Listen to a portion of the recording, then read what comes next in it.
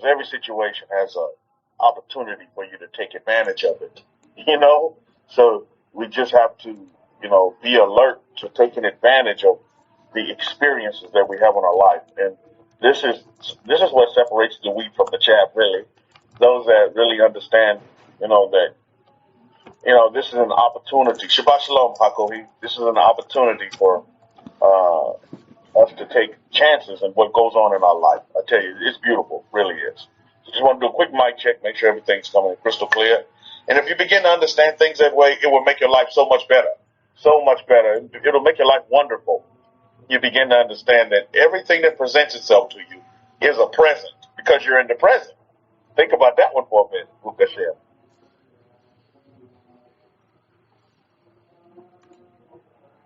Yes, and Shabbat Shalom to you. Can I get a mic check as well? Okay, great. I'm going to go straight to my recording, and then I can pass the mic over to Rabbi Kefa. I'm here live, but I have recorded my message just in case I had problems with the electric or other things. So we'll go straight ahead and play and resume. If at any time I have any faults on my end, Rabbi Kefa, you are welcome to take over, and I'll message you on the other app in case that happens. But we should be good. We should be great. Things look to be okay. Okay, so I'm gonna play the message, and I'll take any questions after Rabbi Kefa's talk and after my talk finishes.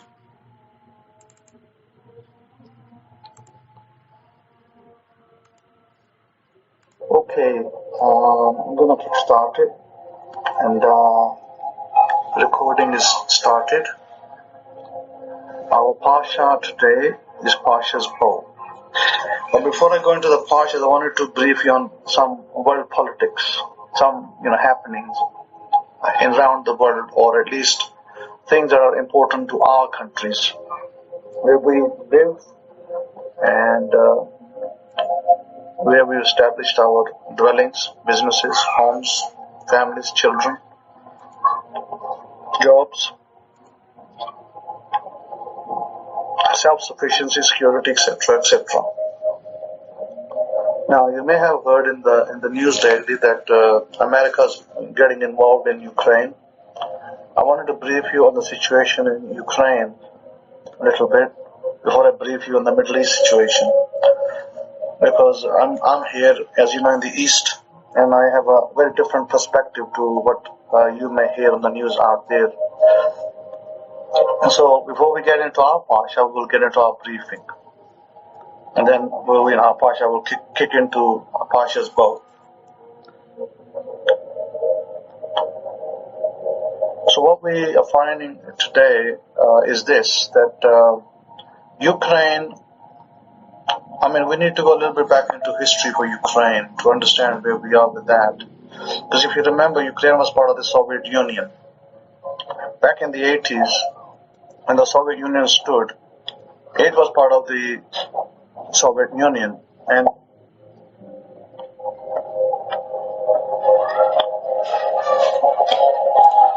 if you also remember, those of you who may have been young at that time, that America was pretty critical in the developments that broke that empire that was once known as the Soviet Union.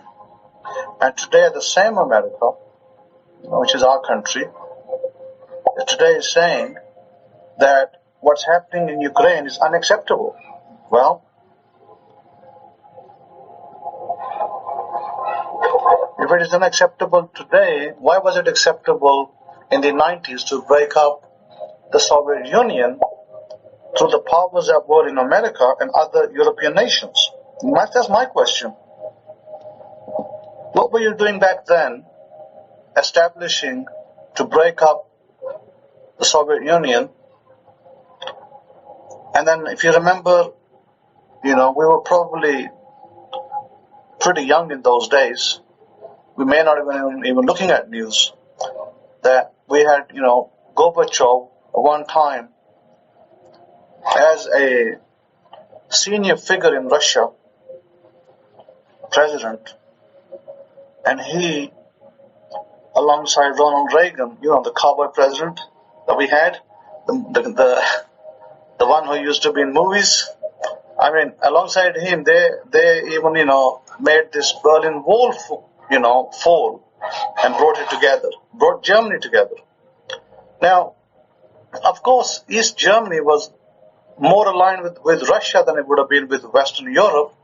So today, Ukraine, that was once part of the Soviet Union, is now trying to establish itself with all the corruption that it has with Western Europe. And Western Europe is very happy to take on Ukraine as a country.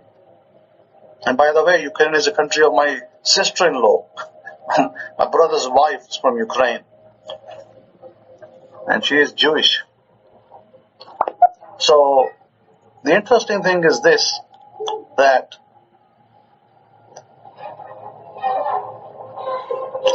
this is what I find quite interesting, is that today is unacceptable, but yesterday was acceptable to break this country apart, break this Soviet Union apart, and make it into smaller sectors.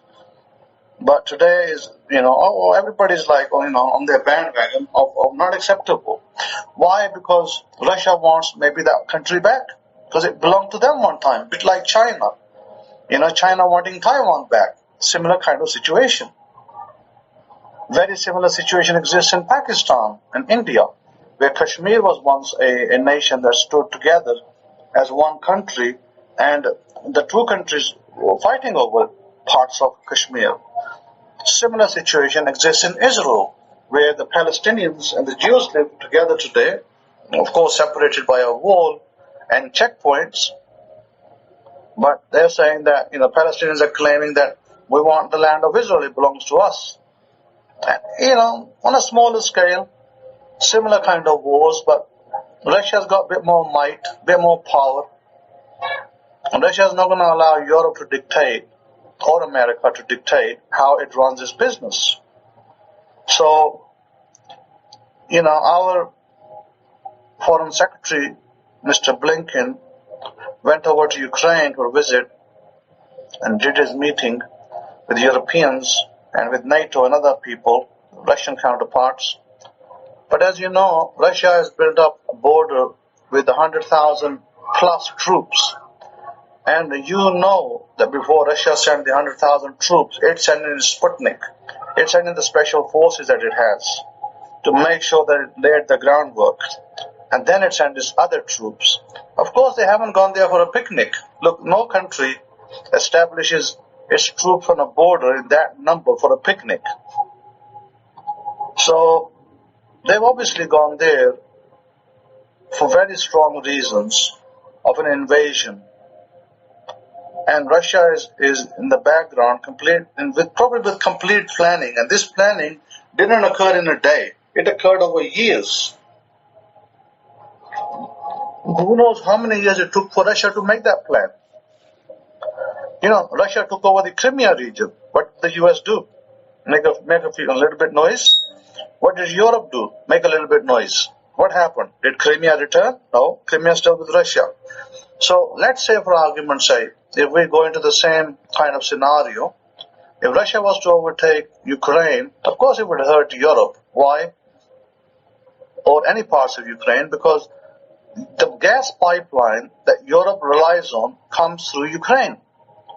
Now, if that gas pipeline was stopped, Europe would freeze to death, because Europe does not have their own gas. They don't have oil, they don't have gas. Especially gas, they depend on it, because, Europe is not a warm place like America, and Europe is not fortunate enough like America to have plenty of gas. Now I'm talking about, not oil, I'm talking about the other gas, liquid gas. So Russia is fortunate to have that, big pot of gas on its land. And so Ukraine is kind of like the broker. The gas passes through that pipeline. Now, there is a second pipe stream that was built called Nord 2 through Germany. So Germany is by saying that we'll exercise pressure. If Russia invades, we'll, shut down Nord Stream or do something. But the crazy thing is this: whatever pipeline you shut, you're only going to kill yourself. So does Russia really care that you're going to kill yourself? I mean, you're actually falling into the hands of Russia by doing that. It's exactly what Russia wants you to do. You do that, you kill yourself. You like self-suicide. So that's the situation built up in Ukraine, and it's an interesting scenario. I expect movement to begin soon. I expect movement to happen pretty rapidly, and it's going to happen suddenly. Probably everybody's sleeping, especially America, and Russia will make us move. So that's that situation, and when that situation develops, NATO will, kick in, Europe will kick in, and then they'll be worried. Europe especially will be worried about gas issues, because they depend on gas that comes through Ukraine, and Ukraine is full of corrupt politicians. Period. Don't think for a second that you got a nice, honest politicians over there. They're not honest by any degree. And it's always in politics that countries that take on corrupt politicians is because they have their own agendas. Ukraine has some oligarchs, some very rich billionaires, and America would like to do business with them. America would like them to come over and spend billions of dollars in America and US, and why wouldn't America? Because any country would want that. Any country wants money to be spent upon their land so their people can prosper and their government can prosper. This is fact of history. This is nothing new. And there is nothing wrong with that. But Russia also wants the same. Russia also wants those oligarchs to come back to Russia and spend their money in Russia instead. Russia is renewing its weapons. The weapons are getting old. America has some modernization going on. America has to do much more modernization. But Russia has to do even much more to keep up with America. Because Russian equipment is getting old. Nuclear weapons are getting old. But Russia has some new technology. Russia is building new technology, and so is America. The Russia renewed its Tu-160 bomber recently, and they did a maiden flight successfully. So all of that, what does all that mean? It means that we are in preparation for war. That's what it means. The Tu-160 bomber is not there for playing games. But nevertheless, the situation is pretty dire. I mean, I know my sister-in-law, they send their two children, their two kids, they go to Ukraine every year in the summer holidays from England. But now, with these things going on, I doubt if they're going to send their children across for a visit to their grandparents. So we'll see what comes about. Now, the next situation that has developed in the Middle East, which you may not have heard, is a situation that is going on with the Houthis that are supported by Iran, the Persian Empire. Iran is in support of those people because Saudi Arabia, for the last nearly 7 years, has been fighting a civil war with Yemen. And that they've been bombing civilians left, right, and center. They've been killing civilians with their warplanes that have been supplied by, guess who? Uncle Sam.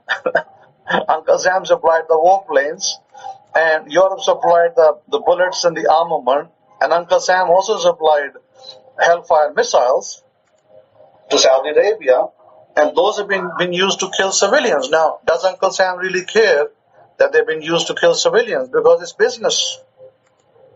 Business means that you sell your things to other countries. Now, where they use it, Uncle Sam's not going to be responsible for that. Uncle Sam only concerned about how many billions of dollars of business can it do. And if they are fighting a war, that's great. That's good economy, because it means that they have to come back. Saudi Arabia has to come back to America for more supplies. And our companies will sell them more supplies, more weapons, and make more money. There's a lot of money in the armament industry. There's some very rich billionaires in that industry, as you know. So we've got a situation going on where the Houthis have been fighting back because the Houthis are supported by Iran. Iran is fighting a proxy war with Saudi Arabia. And it is of no coincidence that it's happening through Iran, because Iran is mentioned in the Bible several times, and so is Saudi Arabia. And there is mention of war with Saudi Arabia. And I've written books about it. They are there.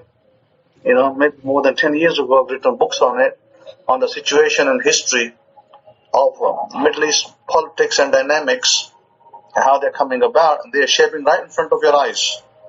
Because Persian Empire is one, not a new thing. It's an ancient thing. We respect it. Why? Because our people live there, and our people lived there at one time. One time we were banished there.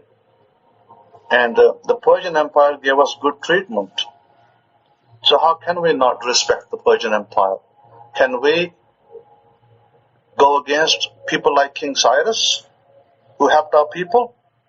Can we today say bad words about him? The one who gave money for the temple to be rebuilt? Can we say that they are bad people?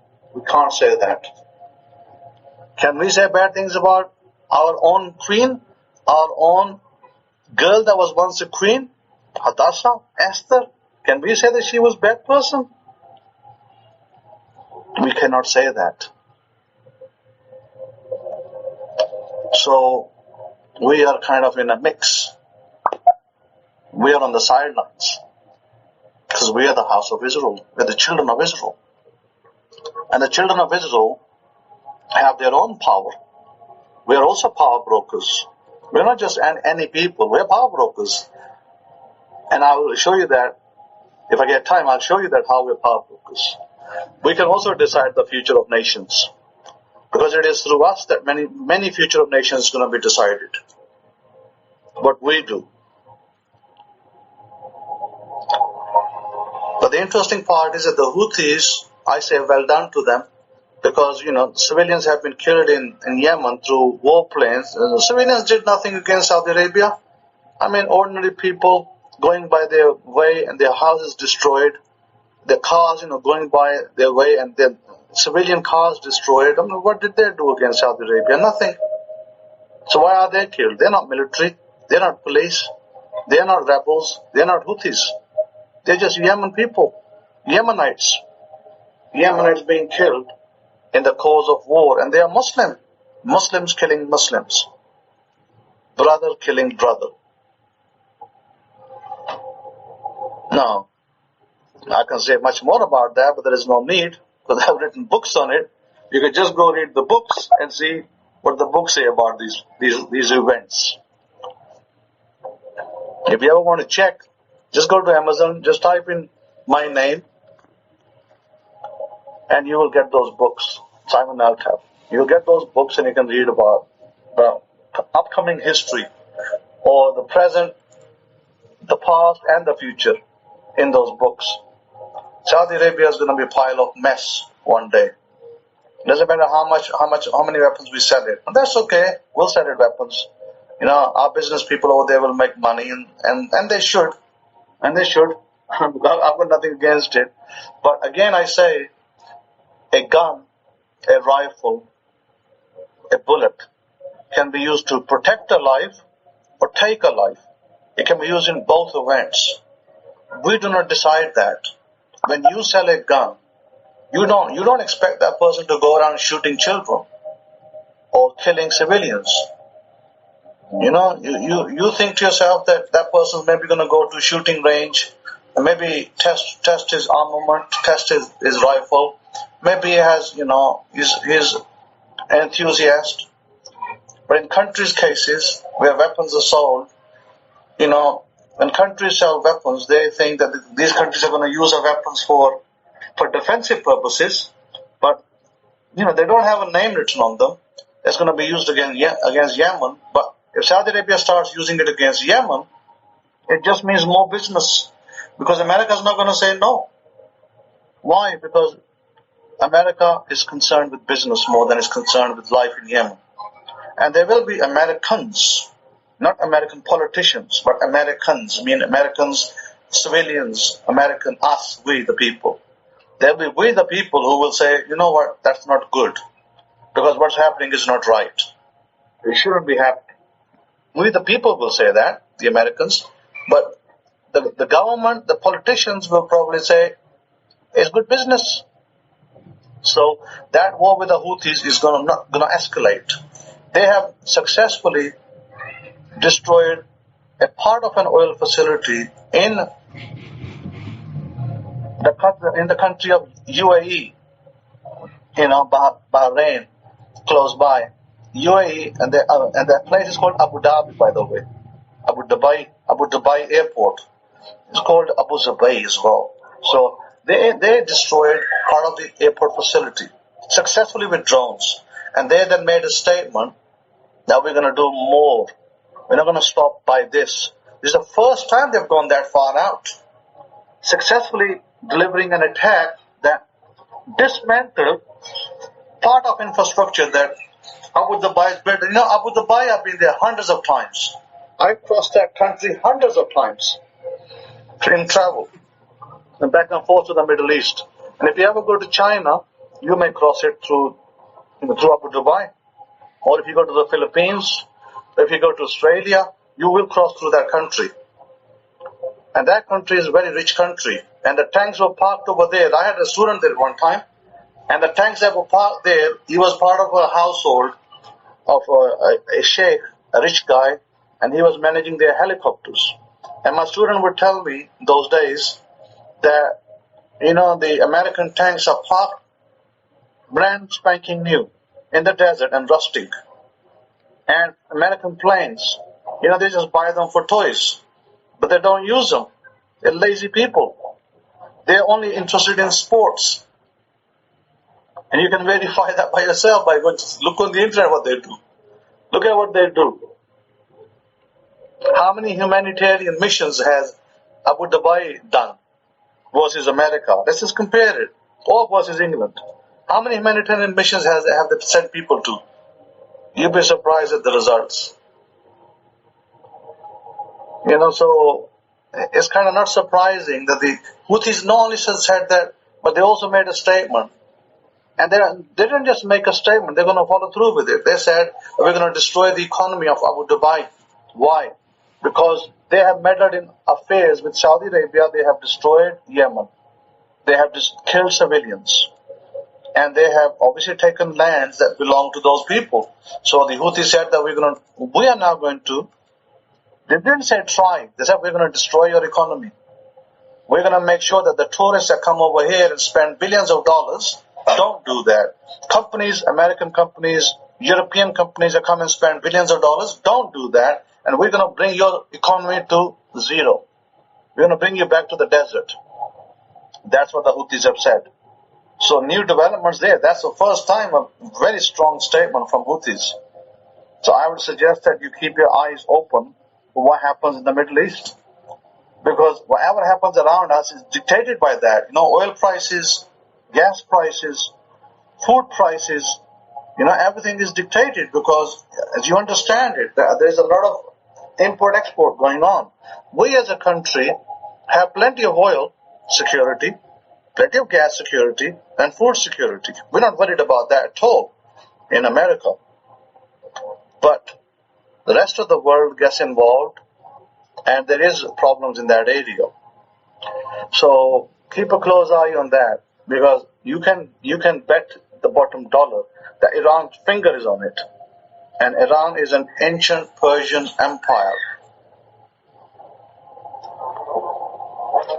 So keep your eyes on Iran and keep your eyes on the Middle East for developments, new developments. Now let's come back to our parsha and how are we brokers? Look, it's very important to understand that the parsha's bow speaks about times when God brought us out of Egypt. You know what we were facing. You all know that we were slaves in Egypt, and God was trying to take us out that time. was trying and took us out. So chapter 10 of Parshas Bo says, Now Yahweh said to Moshe, Go into Pharaoh, for I have hardened his heart, and the hearts of his servants, that I may show these signs of mine through him, that you may tell in the hearing of your son and your son's son, the mighty things I have done in Mitzrayim in Egypt, and my signs which I have done among them, that you may know that I am Yahweh. Not Hashem, not Adonai, not the Lord, the God of... I am Yahweh. Let's stick to what Yahweh calls himself. Yud-Heh-Vah-Heh. And that is what he is. And that has a meaning behind it. And then it says, And Moshe and Aaron came into Pharaoh and said to him, Thus says Yahweh, Elohim of the Hebrews, how long will you refuse to humble yourself before me? Let my people go, that they may serve me. Or else, if you refuse to let my people go, behold, tomorrow I will bring locusts within your borders, and they shall cover the face of this land, so that no one will be able to see the land, and they shall eat the residue of what is left, which remains to you from the hail, and they shall eat every tree which grows up for you out of the field. So God sent a plague, huge plague, of biblical proportions. And that plague started to destroy Egypt, of locusts. They were eating everything up. You know, when locusts come, what happens? They destroy, cornfields, wheat fields, fruit trees. They destroy them all. Everything. And then, but that didn't allow Pharaoh to harden his heart less. Then God also brought the thick darkness. And we know that 7 full days it was extremely dark, except for the homes of the people of Israel. The house of Israel's homes are not dark. The rest was darkness. Egyptians couldn't see a thing. Egyptians meaning those that were not part of the Jews, part of the house of Israel. And the last 3 days of the plague, the darkness was so thick that they couldn't even move. It was so thick. But Pharaoh still remained stubborn. So God at that time would have brought one final plague upon him. And his people were there. And God then, and after that would take his people out. And God sent the angel of destruction to pass over the house of Israel, but kill every firstborn of Egypt. Now remember, our people were called Egyptians. They were also called Egyptians. Now let me give you something today to crunch on.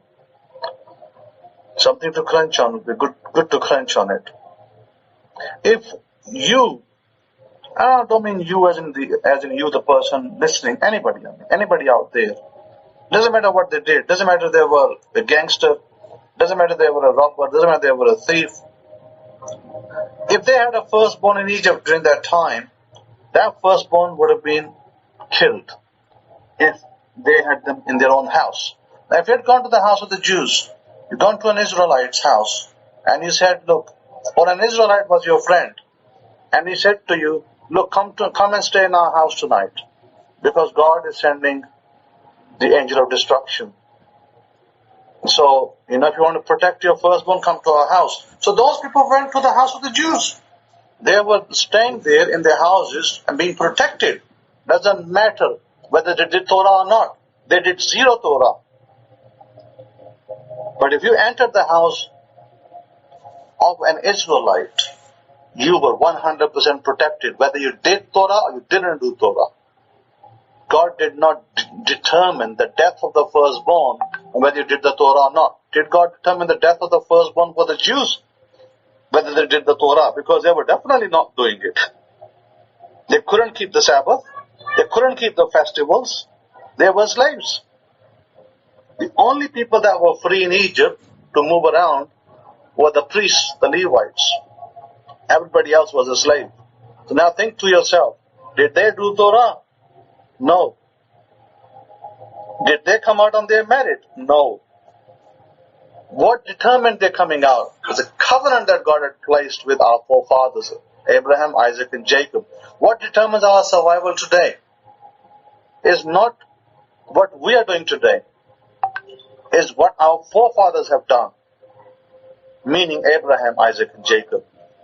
Our future, our prosperity, our blessings are written down for us based on what they have done, not what you and I will do. Of course, we will do good. We will do great things. But we don't have to do great things to get our blessings. Our blessings are already secured. They're already written. So, kind of important to understand that point. The Midrash tells us that when Pharaoh would soften his heart, his servants and ministers would harden themselves. When they would soften, Pharaoh would harden his heart. And when both would soften their hearts, God would harden their hearts.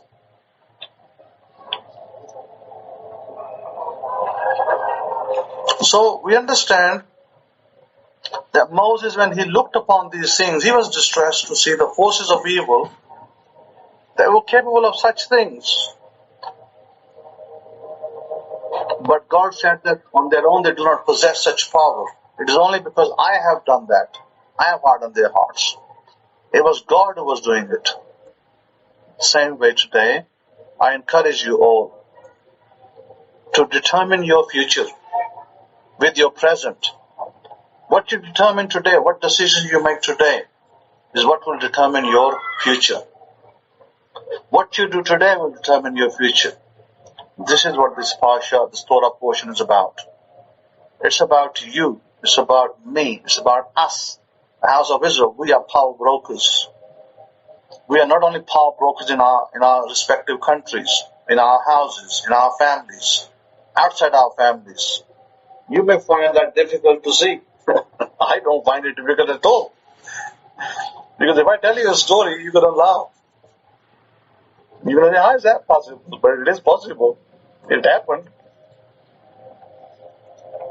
There was a group of gangsters in India.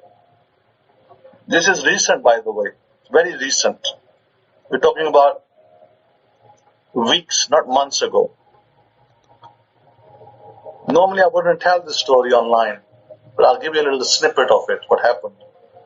There was a girl that was kidnapped in India, and this girl was, of course, people who do this kind of trade, flesh trade, it's not a good trade. Selling people, kidnapping people, selling them on for money. But it's a trade that happens in every country. Well, it happened in India, and it's happening in India, and probably every other country. And this group of gangsters, they came interface with me. I wasn't in India. I was outside India. But I stood as a power broker. I sent a message to them. I said, do not harm this girl. Because I know this girl. And I want her safety. And I told them, I said, if you harm this girl, if you beat her up, if you harm her, I'm going to make sure that one of your people dies tonight. I'm going to make sure that there'll be destruction in your midst. So you decide, because I'm the Kohen in the gate. This is the exact message I sent them. I said, pass my message to these people, whoever they are. I don't know their faces, I don't know their names. They call themselves gangsters. I said, who cares what kind of gangsters they are? I said, I am the house of Israel. I am a Kohen in the gate. I'm sending a message now that your life is in my hands. We have to decide. If you harm this girl, if you beat her, then I'm going to make sure one of your lives is taken. And you know what happened? They said, who the hell is this man who's telling us what to do? And they don't believe in God, and they don't believe in nothing. So, but what happened? A few of them, or one of them, beat the girl, and then you know what happened next? One of them was struck in the stomach with a knife. A fight broke out amongst them.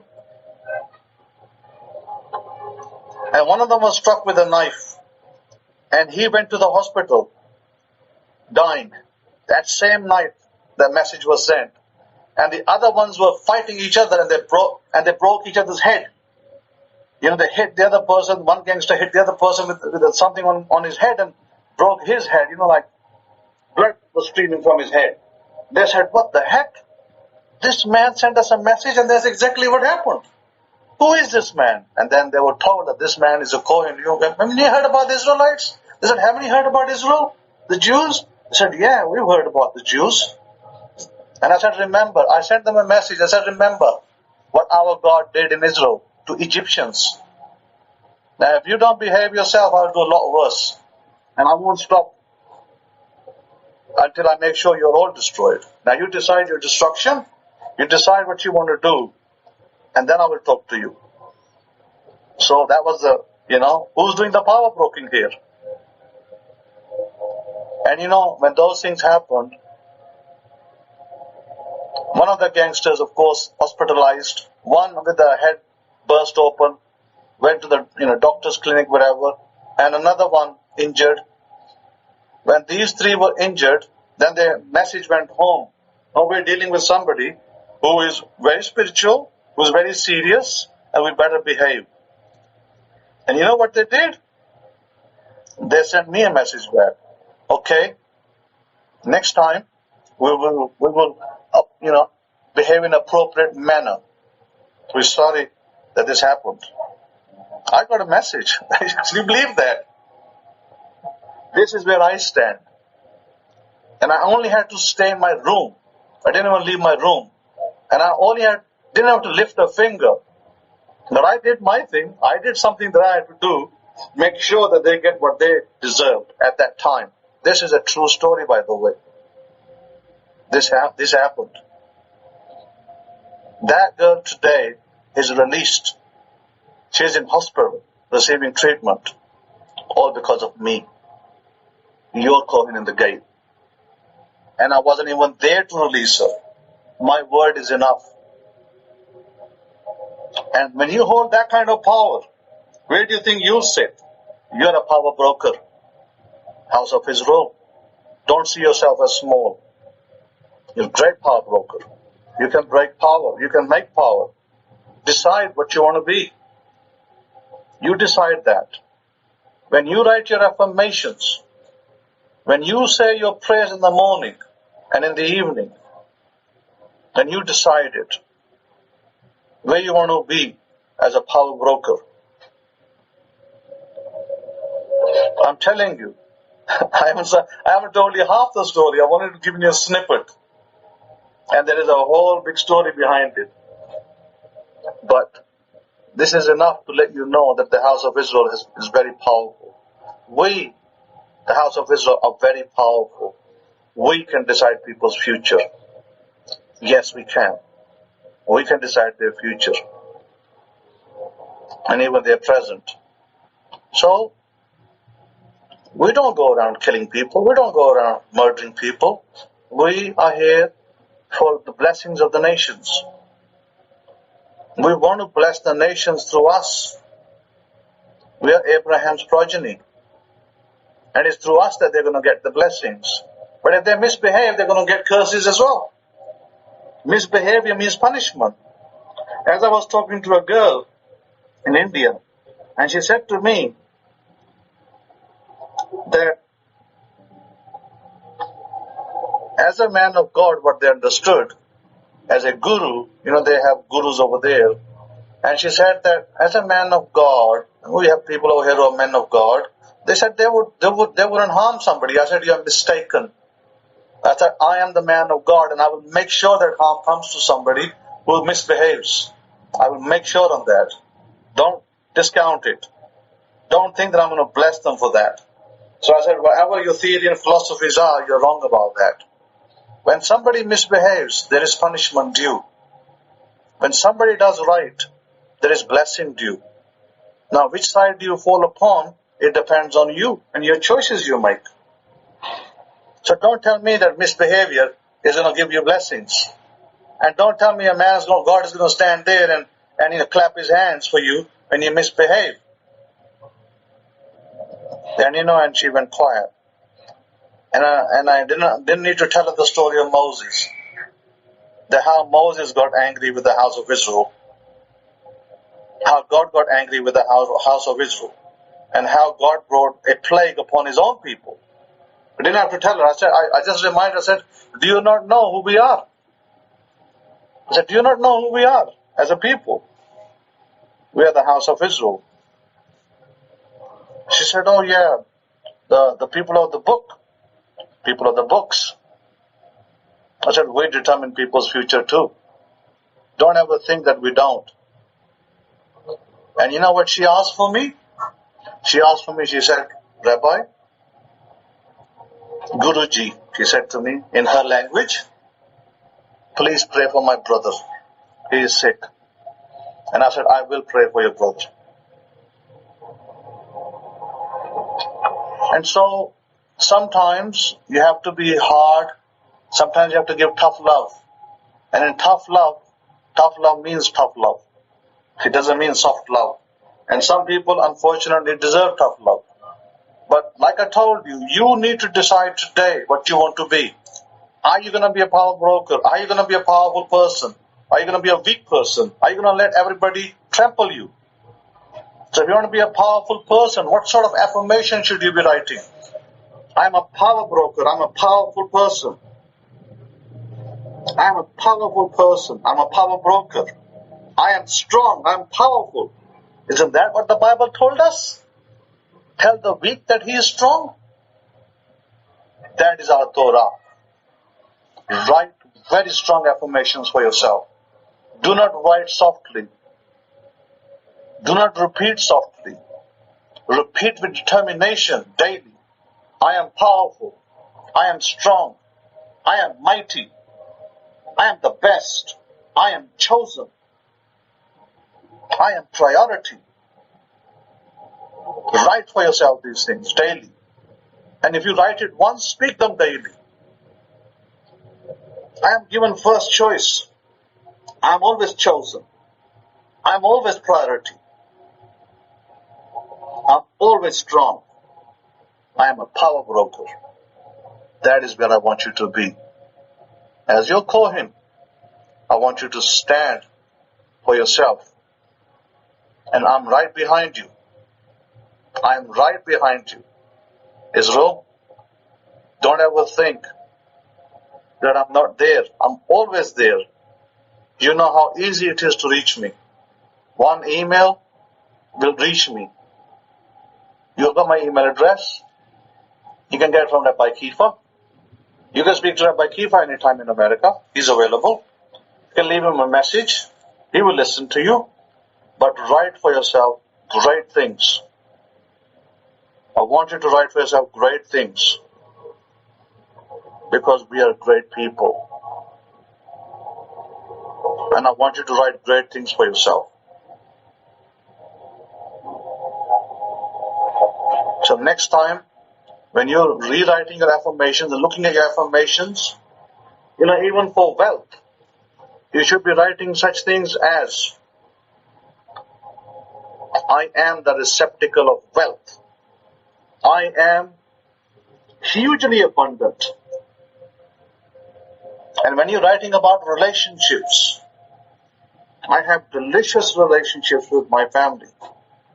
I have great relationship with my spouse.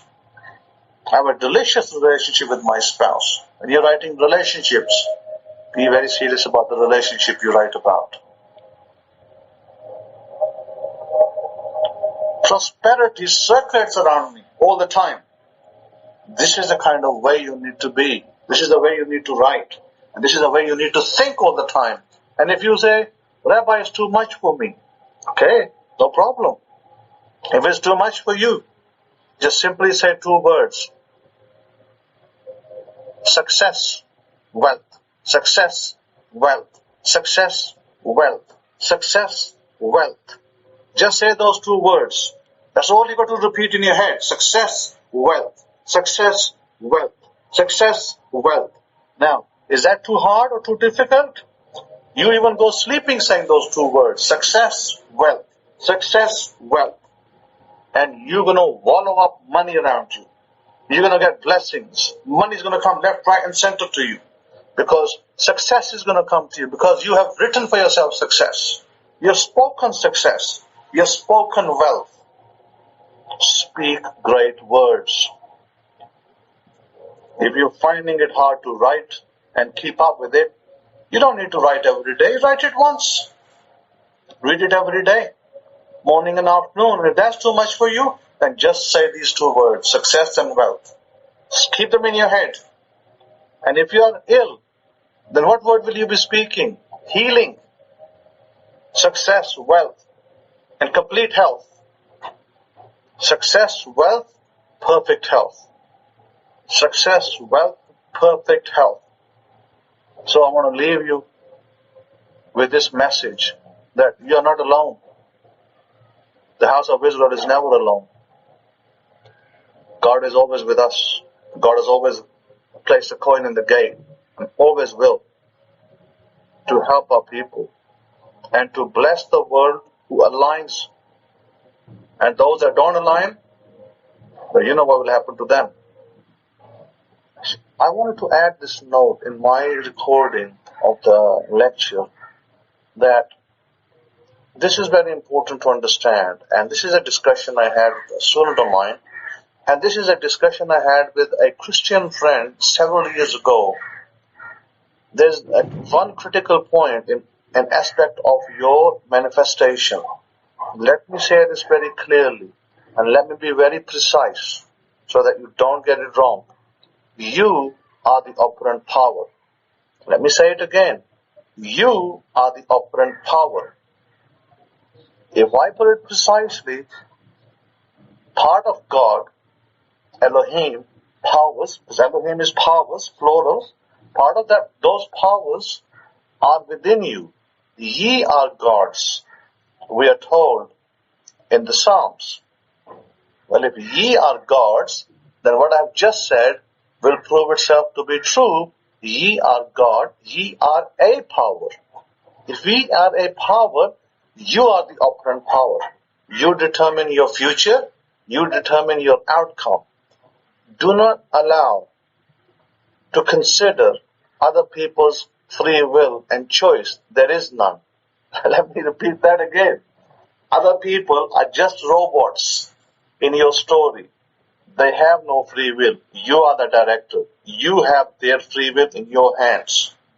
You control the outcome. I had this discussion with a Christian friend, and we were discussing that what about free will? What happens with free will?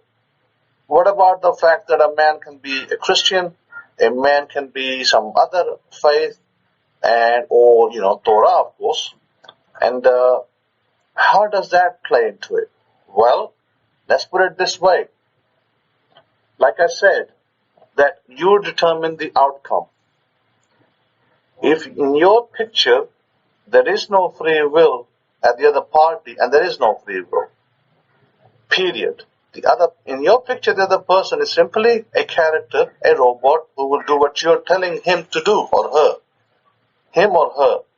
And I'm talking this about your achievements in business success. I'm not talking about something bad you want to do. We're talking about the good that we're trying to do. We're talking the blessings that we want to give to the world. We're talking about the Abrahamic link that God left us, saying to Abraham and his sons that you are going to be blessed, and through you the world is going to be blessed, the rest of the families. So remember this. In part we must remember that we are the operant power. You are the operant power. That puts Elohim right in you. When it puts Elohim right in you, we can use fancy words, subconscious, superconscious, supermind, and all that, and logical mind. These are all fancy terms. They are meaningless in real life. Meaningless terms, I'm telling you. They're meaningless terms, they mean nothing. The only term that means anything to you is what do you want as your outcome? What is your outcome? And you can have people around you laughing, making fun of you, family members I'm talking about. Family members found that, let's say, if one of you were trying to become a doctor, an engineer, And the family member found that, well, why should he become a doctor? Why should he become an engineer, software engineer perhaps? Why should he, or a chemical engineer or civil engineer, why should he become an engineer? Why should she become a doctor? Jealousy, hatred, lack of feelings for other people, lack of emotions, and then trying to be feeling happy, laughter over other people's, if in case you failed, so they can have a little laugh and say, see, what I said was right. And somebody like me will say, no, you fool, I control my reality. You fool, I'm the operant power. I'm the one who decides what's the outcome. You're an idiot if you think that you decide my outcome. No, you don't. I decide my outcome. I have proven this fact. I've lived it in my young adult life.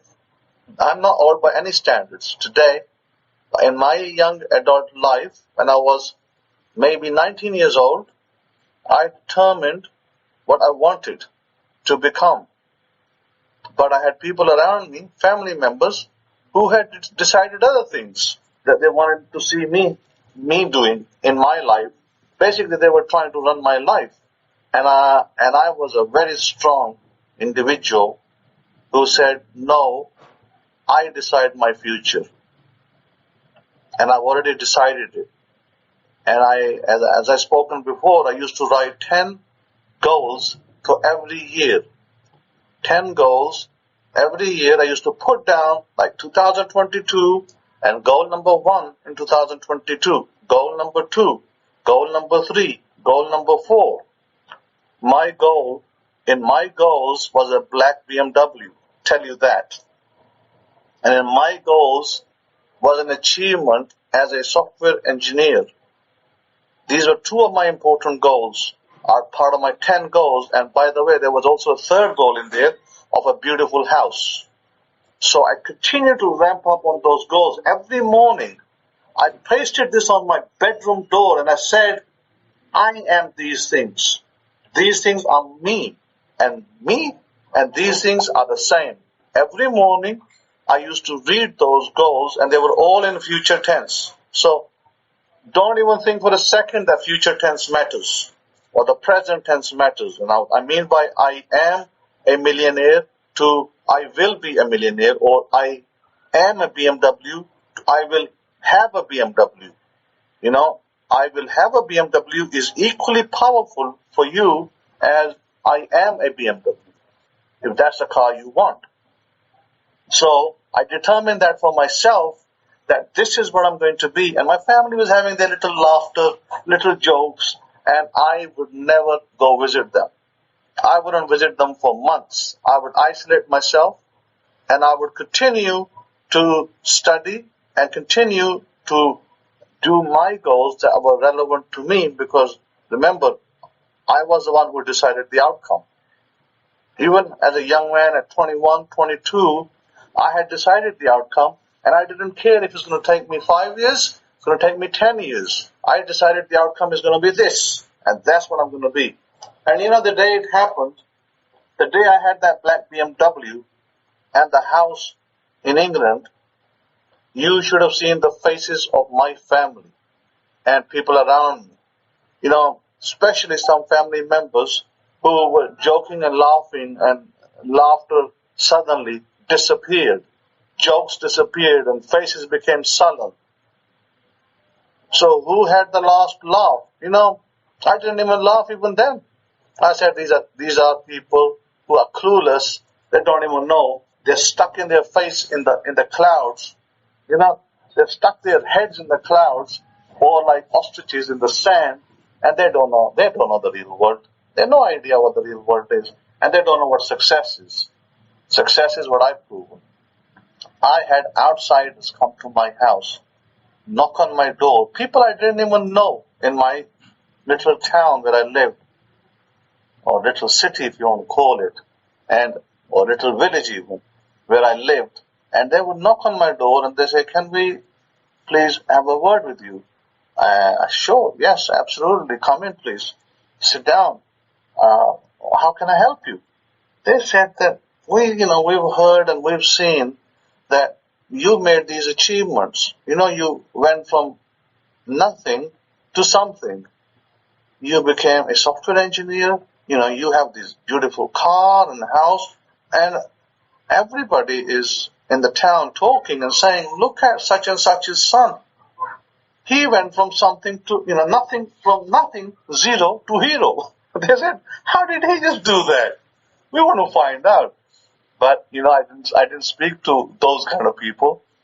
But the people who came to my home, I said, sure, I can help. They said, because a man would bring his son and say, I want you to teach my son what you did, so my son can too be successful, because, I really am inspired by your achievement. A stranger would come and say that to me, and I would, graciously thank the stranger and offer him a tea, because tea, is popular drink in England. And I would then say, yes, absolutely, I will teach your son what he needs to do as you sit over here, and I will go over the course of events of what his son needs to do in order to get to be successful. So, my point is, you've decided your future. You made a decision that you want to become a millionaire. Let's say you decided that you're going to have a nice 4-bedroom house. You've decided that you're going to have a nice new car, whatever the name of that car is. So what do? You continue to work on it every day. And, the easiest thing to do, because you can forget, you can get carried away by other family events.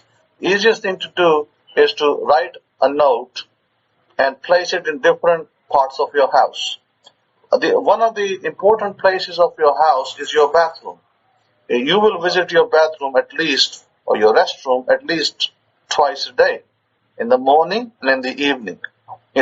In between, you're obviously gone to work, school, college, university, or whatever you do in your daytime, you're out of your home, potentially, if you're not retired. And if you're a working adult, or traveling person, traveling with your job, perhaps with your work, then you may travel during the day and come back in the evening. But that, let's say if you were at home daily, you're going to visit your bath in the morning, you're going to see those notes that you've written, and the notes are going to say what you want. It doesn't matter if you now decide to put that note in the present tense or the future tense. Let's say it's about $1 million. If you've written your note that says, I'm a millionaire, or I am becoming a millionaire, and $1 million is coming, big money is coming, it is here. That's a small note, okay? And you can make it more concise than that if you like. And you put that little label, you can print it out, or you can write it with your hand, you put it on your bathroom window, and you can put it on your fridge door, and you can put it, maybe in your living room across the wall where you sit. You tape it up if you like, if you sit, so you get a glance on that note when you pass by it. So you have to write those things and make sure that you are going to continue to see that. Even if you don't speak it, you're going to continue to see it. When you continue to see those notes, you're going to continue to receive, you're going to continue to work towards your goal, minute by minute, maybe hour by hour, maybe day by day. Let's just say day by day. You're working at your goal day by day. Your goal is coming clearer, closer, and closer until, boom, it hits it. Because it's now time to receive what you wanted. And like I said, that don't ever consider, what about the other person's free will? What about, where is that $1 million going to come from? How am I going to become an engineer? How am I going to become a astronaut? Don't even consider the how. The how is not important. What is the other person going to say is not important. Does the other person have free will? No. Who controls what happens? Well, the book of Isaiah, chapter 55, verse 11 says, my word shall go forth out of my mouth, and it shall not return to me void, but it shall accomplish that which I please, and it shall prosper. Of course, that what is sent. So if you have decided that you want something in your life, so shall it be. It's your word. You're the operant power. Now, for free will, there is none. The other people around you, in your story, they have no free will. You're going to encounter many people in your life. They have no free will. Because you as a director have already decided to be someone and something or some character in your life. Like, let me give you the story of what happened. And this story is told in some books in America that you may find perhaps, in the library, internet, or somewhere else. And the story states that there was a little young girl who would wear black when she was young, and she would wear a veil and dress like a widow. And for some reason, she had this crazy idea of dressing like a widow, and she liked that. And she continued to do that and continued to induce that picture in her mind, in her life, daily for several years. Then she grew up as a young woman, beautiful young woman. She meets a beautiful, handsome young man, and she gets married. And guess what happens? That young man soon dies. Young death. She becomes a widow and wears a black dress and the black veil, just as she had been doing when she was a little child. The acting she was doing as a little child is the life she lived. She had already sealed her fate. She sealed her future to utter misery and sadness and loneliness. So, don't seal your future with such events. Don't allow yourself to be moved or, by world events, by Corona, COVID-19 and 20 and maybe 21. Don't allow yourselves to be moved by these events, even COVID-30. Don't care what COVID is going on. You are a successful person. You are a valuable person. You are the one who determines what your future is. Not Joe Blogs, not Uncle James, and not Auntie Mary. They don't decide your future. They can talk behind your back, and they can talk between themselves, and they can have a little laughter and giggle and say that you, the person, is trying to do this, and ha ha ha ha ha, you'll never get there. But when you are there, and when you have it, and when you become that person you wanted to be, their mouths will be shut and sealed forever. They will never ever question you again, and they will think 10 times before they question somebody else. But their lives are never going to be changed. Look, their lives are still as rotten as they were when they started. Their rotten lives will be rotten still, but your life will be beautiful. Your life will be prosperous. Your life will be great. So I had this conversation, and I said to my friend that I do not believe, and this I'm talking about this conversation happening more than 10 years ago. I said, I do not believe in free will. There is no free will. It's all baloney. And I said, in your opinion, what would you say? And he said, well, of course I believe that you have free will and you can determine the choice of life or death and blah, blah, blah, and so and so. And to me, that is just pure, utter religion. It's just religion, institutionalism, and baloney. Because no, you do not have free will. When I say you do not, I'm talking about the people in your reality, people in your story do not have a free will. They're robots. They're just robots. Because when you want to determine something, when America wants to do something, do you really think that America thinks? A president in America, let's take an example. Let's make up an example. I'll make up this example. It doesn't have to be 100% what happened in the past, but let's just say that America has decided that the president of Mexico will be a such and such person.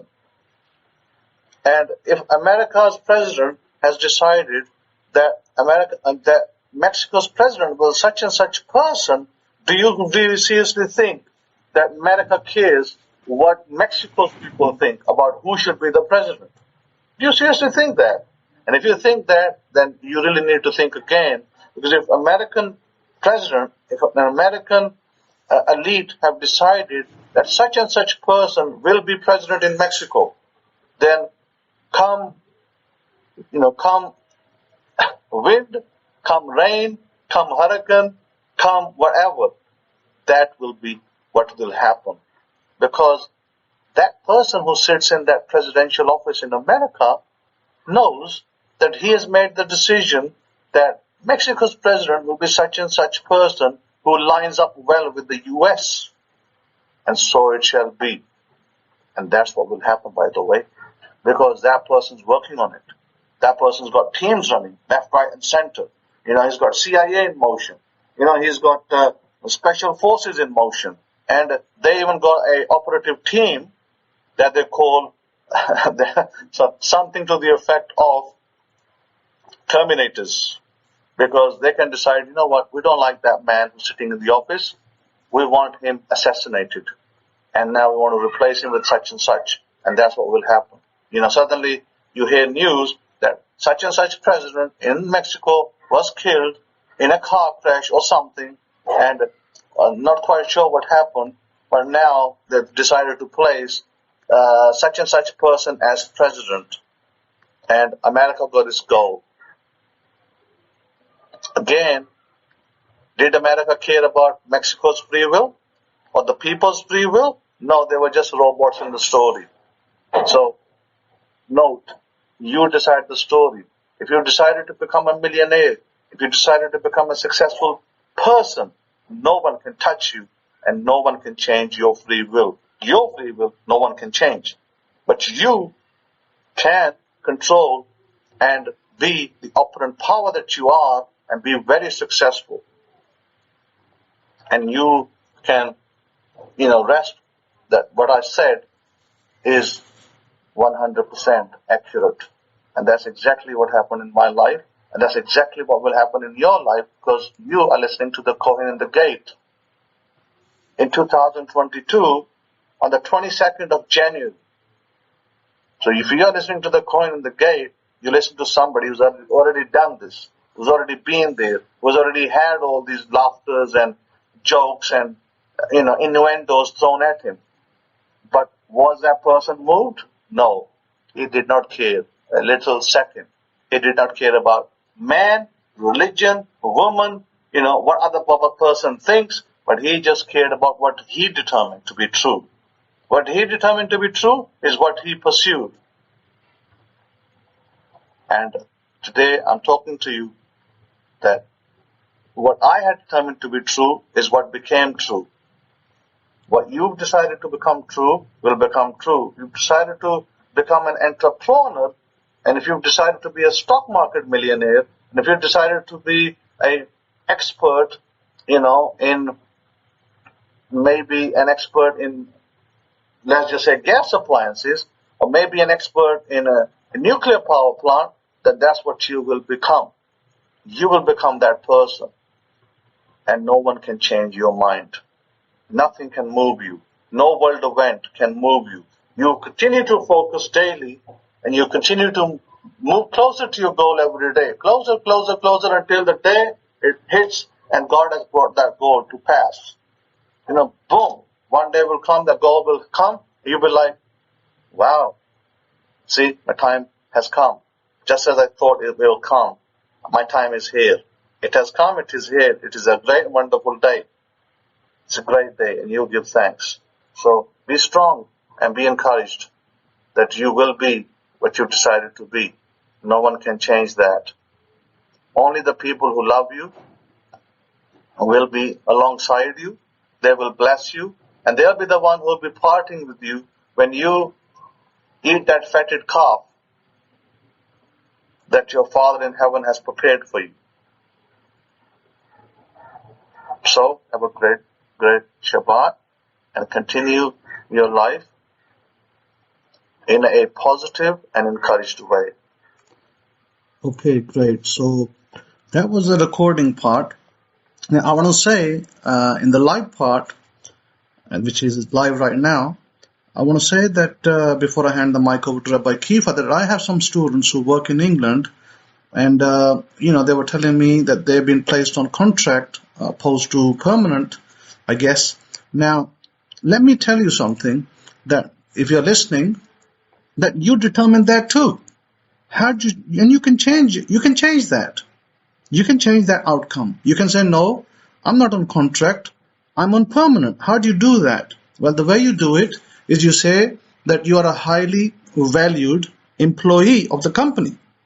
You continue to tell yourself that internally, in your minds, in your head, you can continue to tell yourself you're a highly valued employee for such and such company. You're a highly valued employee. You're a highly valued employee.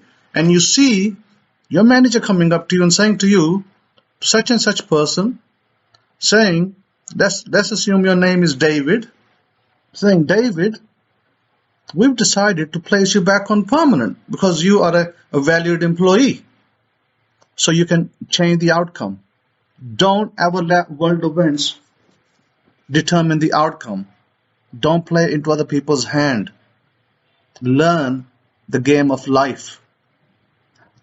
Learn what the stories in the Torah teach us. You are a highly valued person. That should be your affirmation. You should be writing, I'm a highly valued employee as well, not just a person.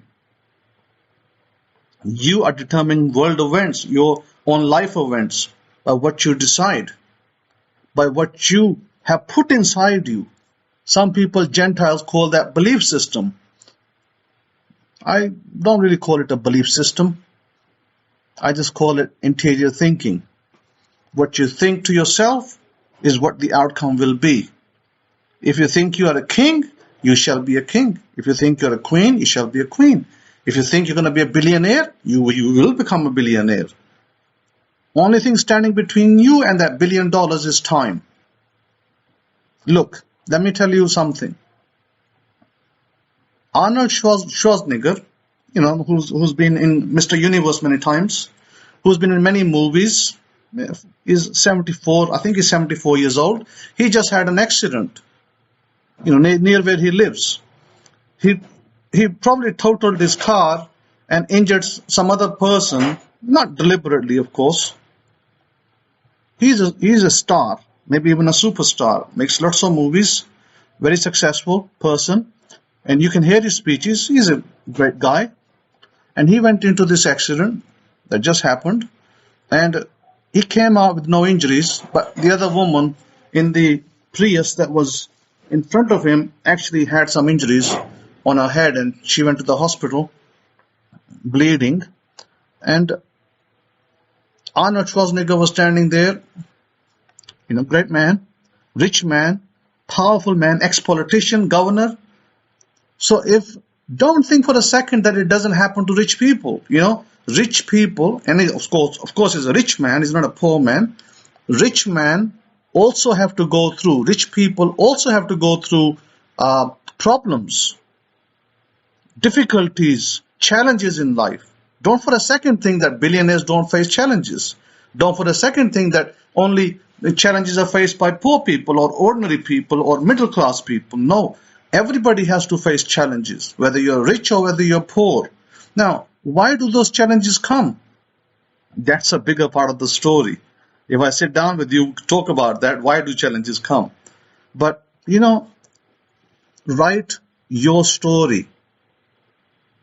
That list you make every day, or that list you made once, that you tweak every other week maybe, on that list, continue to read that list every day. Continue to speak it every day. Take time out of your life 3-4 times a day. Take time out of your life for yourself. Ask yourself, am I important? Of course you are. Am I valued? Of course you are. You're important. You're very valued as a person. So shouldn't you take some time out for yourself? Take some time out for yourself. Maybe take a little walk down the road. Maybe you have a park nearby. Maybe you just have a footpath. You take a walk and maybe you don't take a walk. You sit on your couch and you say to yourself, you read your list because you want your life to be determined by yourself. You're determining your goals to what you want to be, loans that you want to pay, credit card bills that you want to pay off, home loans that you want to pay off, car that you like to buy, home that you'd like to be in. That is decided by you, my friend, my Israelite friend and my non-Israelite friend. That's decided by you. You decide that. No one else can decide that for you. I can't decide that for you. You have to decide that for yourself. You can take my help or you can refuse it, but I can bet your bottom dollar that accident that happened with Arnold Schwarzenegger, he was probably running a scene in his head and that scene came to life on the road. Because remember, he's an actor. And actors run scenes in their head and they replay them over and over again because they are doing a rehearsal. So what are you doing with the list? The list that says you're a millionaire. The list that says that you're going to become a millionaire. Or I am a millionaire. Or I will become a millionaire. Or the money is coming. The money is coming. Money's going to be here soon. Because that's not a lie. Your mind can't say no. Your mind can't challenge that statement. If you say that I'm going to become a millionaire, money is coming and money will be here soon, that's a true statement. That's not a false statement for you. Because that's what you have put out there. That's your system. That's your belief system for yourself that you put out there. And what you put out is what you will receive. Or I should say put in. What you put in is what you will receive outside. But you need to do that daily. There may be days where you take break, or maybe you have to maybe visit family members and you don't do it for a day, you don't do it for 2 days. It does not lessen the power. The power is the same. The power is still there, and you continue. If you take 2 days break, you continue on the third day. Same way, you continue. And today we have the laptop, we have the notepad, we have the telephone system, and you can write these things on your phone. You can write a list on your phone. You can write a list on your notepad, and you can just read it on your notepad. If you find it easier to sit on a couch and read a notepad, yeah, no problem, write it. But I do say once that it is important to write it at least one time on paper. At least one time put it on paper. And then the rest of the time, if you want to just put it on your notepad, laptop device or some other device, electronic device, no problem, do that. Because writing on piece of paper is very important as a marker for yourself of how your brain neurons function. So with that, I think I went pretty long today. I think I went pretty long, and I should pass it over to Rabbi Kefa. There may be other things I wanted to say, but I'll hold back on those until next time. But next week, remind me of something very, very important. And maybe I'll talk about that. And that is the fact that, the Bible says ye are gods. The word used there is ye are Elohim. Ye are gods is English translation of of the word Elohim. Remember what I said? Elohim is within you. Maybe we'll seek some more examples like that to prove to us why I say that. Why I say ye are Elohim. Because a part of Elohim is in you. So you are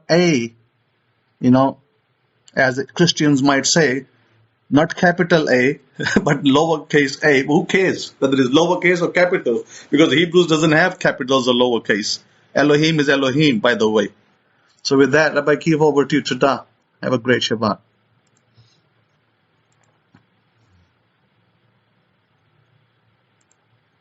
Tada Rabbi Kohen, great instruction going forward. For those of you who are going to be listening to this via YouTube or via Facebook, my goodness. As you can see, a lot of time wasn't spent in, reading of the black and white of our Torah. To for your responses that can be heard. Let me start this recording, by the way. Yeah, let's fire up the recording. Yeah, Todah Rabbi HaKohen for the wonderful instruction and guidance going forward. I tell you, what HaKohen is giving you is just what the Torah is. What he's given us is just what the Torah is, and that's life. Because what you're being taught here, you're not sitting here and just, okay, let's read the Bible, let's read this verse and see what, let's see what this says here and let's break this down and blah, blah, blah. And no, you're being taught about life right now. We're being taught about how to, grab life by the horns and, get on, and, I'm here in Texas, so, get on the saddle of life and just ride that horse until, the sun comes back up. Not till sunset, but till the sun comes back up because, you have that ability and capability to do so. We all do. When we begin to take life by the horns, instead of searching for life, instead of questioning life, how about just live life? I mean, if you are picking up what I'm putting down, let's just live life. But it's unfortunate that a lot of people, right, they don't have this understanding, and they're so hoodwinked and bamboozled by religion that they can't get on. Religion is actually their downfall. And if you didn't know that, Queen brought this to my mind as well this week. We had this incident here in Texas. How many of you heard about that incident up in Rabbi Zachariah's neck of the woods up there in North Texas with the hostage situation with the rabbi and the congregation there in the synagogue and the man? Anybody heard about the story? Well, heard about what went down there in Texas. That was, Rabbi Zachariah, that was in your backyard. But, when you boil all the things down to it, I don't know the, full story. And, with news media today, who knows if you're going to ever get the full story unless you were there, on the scene, unless you were a watcher and a witness to the facts. But, you could boil that down to, religion, because he said he was just rambling about religion, just religion. And, religion is the biggest shackle that I see. And I mentioned this at Cohen as well. A lot of folks are shackled with religion to where they can't even get on with life. Because religion is teaching them everything counter to what life really is all about. Religion tells you that you have to go out and you have to, find this, find God outside of yourself. When you really have to look internally, look inside, and then you can really begin the process of beginning to take the reins of life and truly beginning to live it. Living a life that's abundant and full and complete and whole. This is the desire for every human being. They want that, but they just don't know how. And this is why we're so fortunate. They just don't know how to do it. And here we are listening on YouTube. You may be listening on Facebook or live, and we have the opportunity laid out before us. Who's not giving great gratitude right now and giving thanks to the Most High that he brought before us a man that has given us guidance and direction, not only a man, but a Kohen in the gate, the Kohen of Israel, that has given us guidance and direction on how we can take the reins of life and really begin to grab hold of it and live life and truly live it and live not only a life, but a wonderful life. Because why? The life is based upon our wonders and what we desire for ourselves. And we don't have to go out and hunt it down and we don't have to go out searching, all here and there in this building and that building and in this taco and in that quesadilla and in this barbecue or then in this soup and find Jesus and blah. You don't have to do any of that. You actually have to begin to establish the relationship with yourself, and then life will it'll open up to you when you begin to understand that the whole purpose of everything that goes on this planet is based upon a relationship. How many of you see that? It's based upon a relationship. Rabbi Zachariah says, and we get it from the comfort of our own home. Baruch Hashem. Look, how can we describe to you what's going on there in Russia? Russia, Ukraine, believe me, that's a relationship. That's a relationship. India, Pakistan, believe me, that's based upon a relationship. Everything that goes on in this world is based upon a relationship. Think about it for a minute. So the question is, how is the relationship going to be? Sometimes the relationship is good. Sometimes the relationship is bad, right?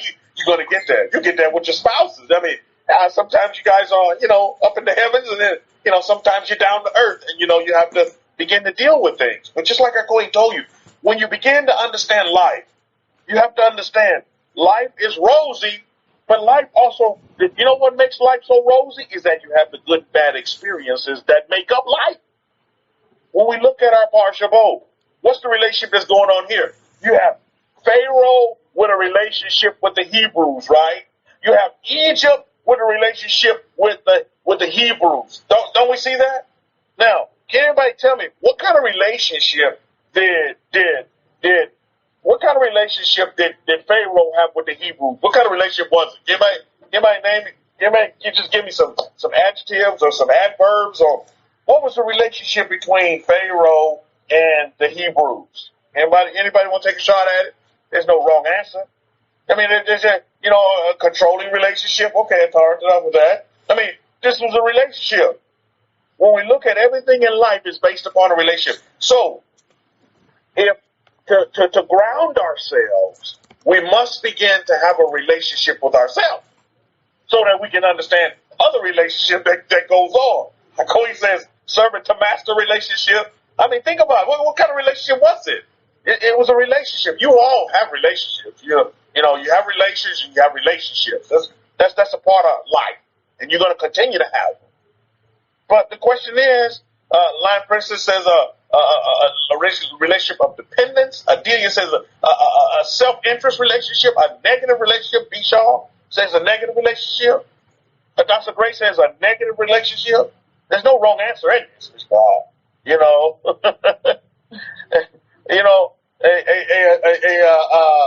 A thesis of each other. The total opposite. Sataya, welcome back to the room.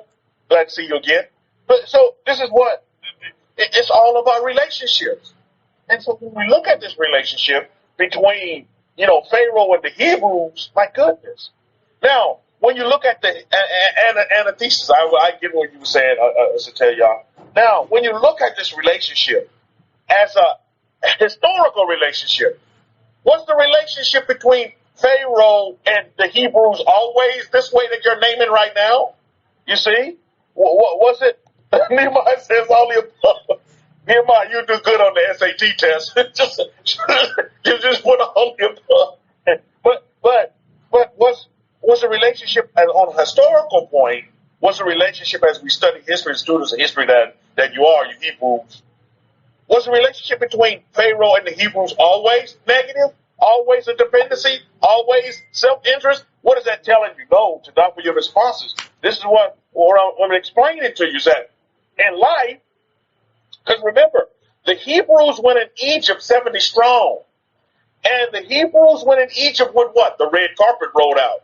I mean, that's just being conservative. They went into Egypt with, they got the best of the best lands. They got, their Airbnb was all hooked up. I mean, they wasn't living in the slums when they went in to Egypt. They were treated like the princes and the princes that they are. So when we look at the relationship, this is a prime example. Torah's giving us the prime example, and when we look at our holy books about relationship, they can go sour or they can be, up in the heavens sometimes. That's what you're going to get. Now, the question is, how do we deal with these things? You see, you're not going to be taught this by a priest. You're not going to be taught this by your evangelist and all this other. This is what the Torah is going to teach you this. When you get under that Torah, you get under that umbrella of the Torah, and you begin to really submit to it and really embrace the Torah in your bosom, you'll begin to understand what life really is, because Torah is life. The Torah of Moshe, the Torah of Moses, the Torah of Musa, it is definitely life. I see it. I'm living that life. I understand what life really is. And you see, that's the problem and the hiccup with a lot of, as a student of human nature, that I see with a lot of folks that are around me. They're not living life. And just like how Cohen said, it's so true. I see these individuals as robots. How many of you understand what I'm saying? They're just robots. They're just going and following an agenda. Put up an R if you understand what I'm saying about a robot. You're like, yeah, Rabbi Kefa, I got them robots around me too. All around me, they're just robots. and they're parrots. And all they do is they parrot what they do with what they hear. And what are they hearing? And what are they seeing? Well, they get on that tube, get on that television, Mishpahad. What do? They watch the news medias, they watch all the commentary of so-and-so, and they begin to make that their belief system, and they believe it. Brother David said they're being programmed. That's how, think about it. Think about what they say. Well, I'm going to go home and sit down and watch this program. Yeah, right, Rabbi Brother Davis. Right, Brother Davis? Is because they are what? They are being programmed. Let's go home quickly and watch this program. Now, you said, Rabbi Kefa, you saying there's anything wrong with watching TV? Hell to the no, I'm not saying there's anything wrong with watching television. But you got to watch it from a perspective of strength, from a perspective of being in control and not being dominated and mind controlled. This is why I quit watching. Man, I took Alcoy's advice a long time ago. I quit watching the news. You see, because the news is biased, and there's no such thing as central or centered news or unbiased. They all have a bias. They all trying to program you to think and do a certain way. Think about it for a minute. That's what they're trying to do. And they're trying to prevent you not to think. You see? And what our Cohen is teaching us is that, hey, you guys need to think for yourself. Don't have somebody else over here thinking for you. When you're going through your affirmations and your notepads and all this, and you're reading all this stuff, and I would encourage you this day, read it, but and say it, but the 24/7, 365 of your day, think and be. You see, because what you're thinking is what you're gonna be. You understand what I'm saying? So when we affirm and when we visualize and when we script, that's solidifying our thought process. Because what happens is that if you get hoodwinked and bamboozled by society and what they do in these nations where I'm a sojourner, I'm a stranger here. I'm a sojourner. I'm taking advantage of these great shepherd nations that we've been put in. I'm just a sojourner here to help out. I'm here to help you out, nation. I'm here to raise you up, not tear you down. But you sit here and you begin to listen to their malarkey, all of this conditioning that we've been under, but Israel's awake now, Baruch Hashem. Just like Akoy said in his lecture a couple of Shabbats ago. Hey, Israel, wake up. Israel is waking up. Now, is all Israel going to wake up? I submit to you not. But Israel that can wake up will wake up. And Israel that will heed. But we woke, as they like to say. We're woke now. And we can understand. And we've embraced the Torah. We put the Torah in our bosom, the Torah of Moshe, the Torah of Moses. And now we're beginning to do what? We're really beginning to live our life. And what they call the New Testament in the King Jimmy, they say, oh, you are now born again. No, you come back to yourself. You come back to who you are, children. Not what they said you were going to be, but what you believe that you are. And what we find is that a lot of folks, as students of human nature, I see it, they're just robots. They're just following the programming and instead of just truly beginning to think for themselves. And folks are taking advantage of that. I know, you know what? I'm taking advantage of those folks that want to be robots, and I use them to assist me. I'm not saying, Rabbi Kefa, that's kind of harsh. No, that's real. Because listen, if they choose to want to stay a robot, then I'm going to use that robot to benefit me. Think about it for a minute. I'm going to use that robot to enhance and make my life better. How many of you don't want to use, I believe my son, Nakshan, who's 2 years old, when he becomes a teenager, when he becomes a man and has his own family, there's going to be robots left, right, front, and center assisting him with his life and the life of his family. Don't shun the robots because they're here and they've been here. Believe me, believe it or not. There's Eddie's here, Eddie's, and in our stock market, those bots have been there as well. They call them algorithms and stuff, but they've been there. They've been using them for years. Why you don't think you don't see people walking the floor? And it wasn't because of COVID. COVID was just an excuse. Why you don't see, people walking the floor of the New York Stock Exchange anymore? And on Wall Street, 24th and Broad and Wall Street down there. Why you don't think you'll see them in there? Because robots have taken over. Them floor walkers are now out of a job. Why? Because the bots are taking over. And you're going to see that in a lot of areas. I'm looking at some of these fast food joints. Now they have robots doing it. They don't need a person to do it anymore. So you're either going to have robots assist you, you're either going to have robots assist or help you, or robots are going to hurt you. It's how you see it. How you going to see it? Listen, I'm a nurse, and I've been talking to some of my counterparts. I'm telling you, Hakohen, you're absolutely spot on. And I took what Hakohen said a couple of Shabbats ago. We talked about, you know what? You need to affirm and you need to believe that, you are in high demand. You are needed. You are wanted. Now, let me tell you something. Before COVID kicked off, there was already a nursing shortage. Let me put it to you that way. And male nurses, it was even worse off than that. But let me tell you now.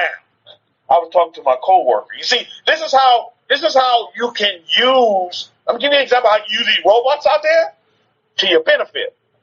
Or if you go the other way, the robot can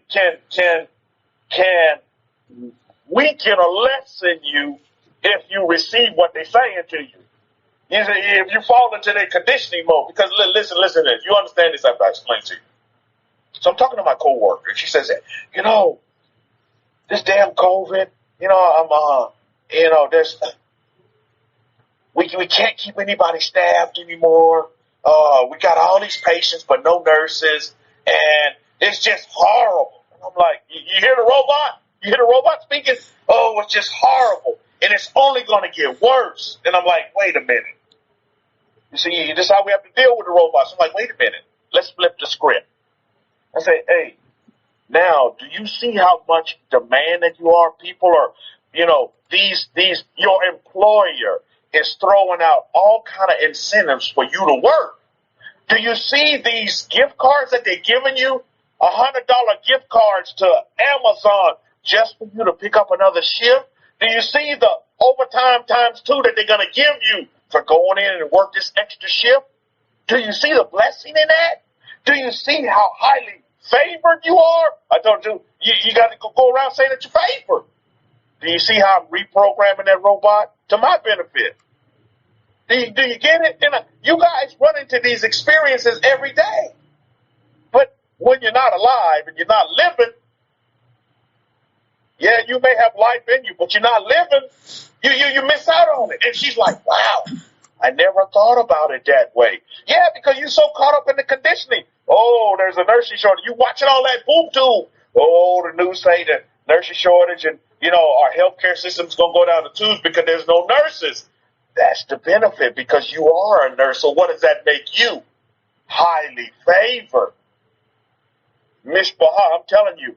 And I told her, I say, right now is the best time to be a nurse. Because people are falling. People are bowing down to you. These companies and these hospitals are bowing down to you. And they're enticing you. And they throwing, they're literally throwing the kitchen sink at you to come and work for them. My brother, he's a nurse in Houston. Houston has, COVID, it's just off the charts in Houston. Everybody's in the hospital, and, they got refrigerator trucks putting the body bags in there in Houston. And my brother tells me, he said, man, I'm making $400 an hour to work in this hospital here in Houston. Did you hear what I said, Miss Bob? $400 an hour. Brother Davis, somebody hear me. Now, is that highly favored? Is that, think about that for a minute. Some people don't even make $400 in a week. Is that in demand? Highly favored? You see what I mean? So again, it's all about, but again, when you're talking to the robot, the nursing system is going to go down the tube. No, it's not. And for those who are nurses, you are highly favored. And then, not on top of that, male nurses, Oh my goodness, you can write your check. And these companies and these hospitals do because they need that experiences. Yeah, you're right, Hakoy. Nurses and doctors, you're a huge demand. Huge demand. While everybody else is running around in fear. Rabbi Zachariah says mechanics also. Oh, I would only imagine, Rabbi Zachariah. We're only talking about, these chips, we can't get these chips for these cars, so there's going to be a delay in all these new cars coming out. So what does that mean? You got to fix and take care of the one that you got. You know what I mean? Because look, hey, have anybody passed by car dealerships lately and seen how empty they are? Is anybody put up an E? If you say, man, yeah, Rabbi Kefa, I remember I passed by this car dealership and I didn't see many cars at that dealership. Think about that for a minute. You see, like I say, used cars are selling more than before. You're absolutely right. You see how empty they are to some of your responses. This is an interactive forum, Mishpah. We don't say there's not one-way ticket or some man sit up here and talk for 20, 30 minutes and then you go home. No, this is interactive. And we all need to be observant children of Israel of these opportunities. Don't see them as negative. I tell you, there's so many blessings in this COVID that people don't realize it. But they so caught up in the fear because they've been programmed to fear. And they've been programmed to worry. Do you get it? It's the programming. It's the programming. What kind of relationship are you going to have with the COVID? Well, Rabbi Kefa's going to have a positive relationship with the COVID. COVID has been such a blessing for me and my family. And opportunities and doors are opening like no man's business, I'm telling you. But people don't see it because they have their blinders on. They're blinded and they can't move. Do you know there's so many job opportunities out there right now? But people don't see it because they're blinders and they've been programmed to fear. And they've been programmed to worry. And they've been programmed, it's crazy. You know? It's crazy. So y'all trying to figure out how this translates as an educator. Let me tell you how this translates as an educator. I have educator friends, teachers. Let me tell you, you know what you need to do? This is what you need to do. Shabbat shalom, Nachshon. This is what you need to do. You need to go viral. You need to go go online. That's where it's going. All this school stuff is out the window. They're investing big time money. You're going to have to set up your own business to teach. Because teaching in the school system is just out. Yeah. It's totally out. It's totally out. What you're going to have to do is create yourself and go online and become a teacher online. This is where you're going to make the money. And there's going to be billions of dollars into this. They're throwing algorithms right now out here to teach students from home. But this stuff is going to fail. I'm telling you right now, it's going to fail. And what concerned parents are going to do and the wise parents are going to do is they're going to have a one-on-one teacher to where the teacher, they'll pay a teacher to teach their child from online. Because they'll get a better experience of one-on-one. They'll get a better experience.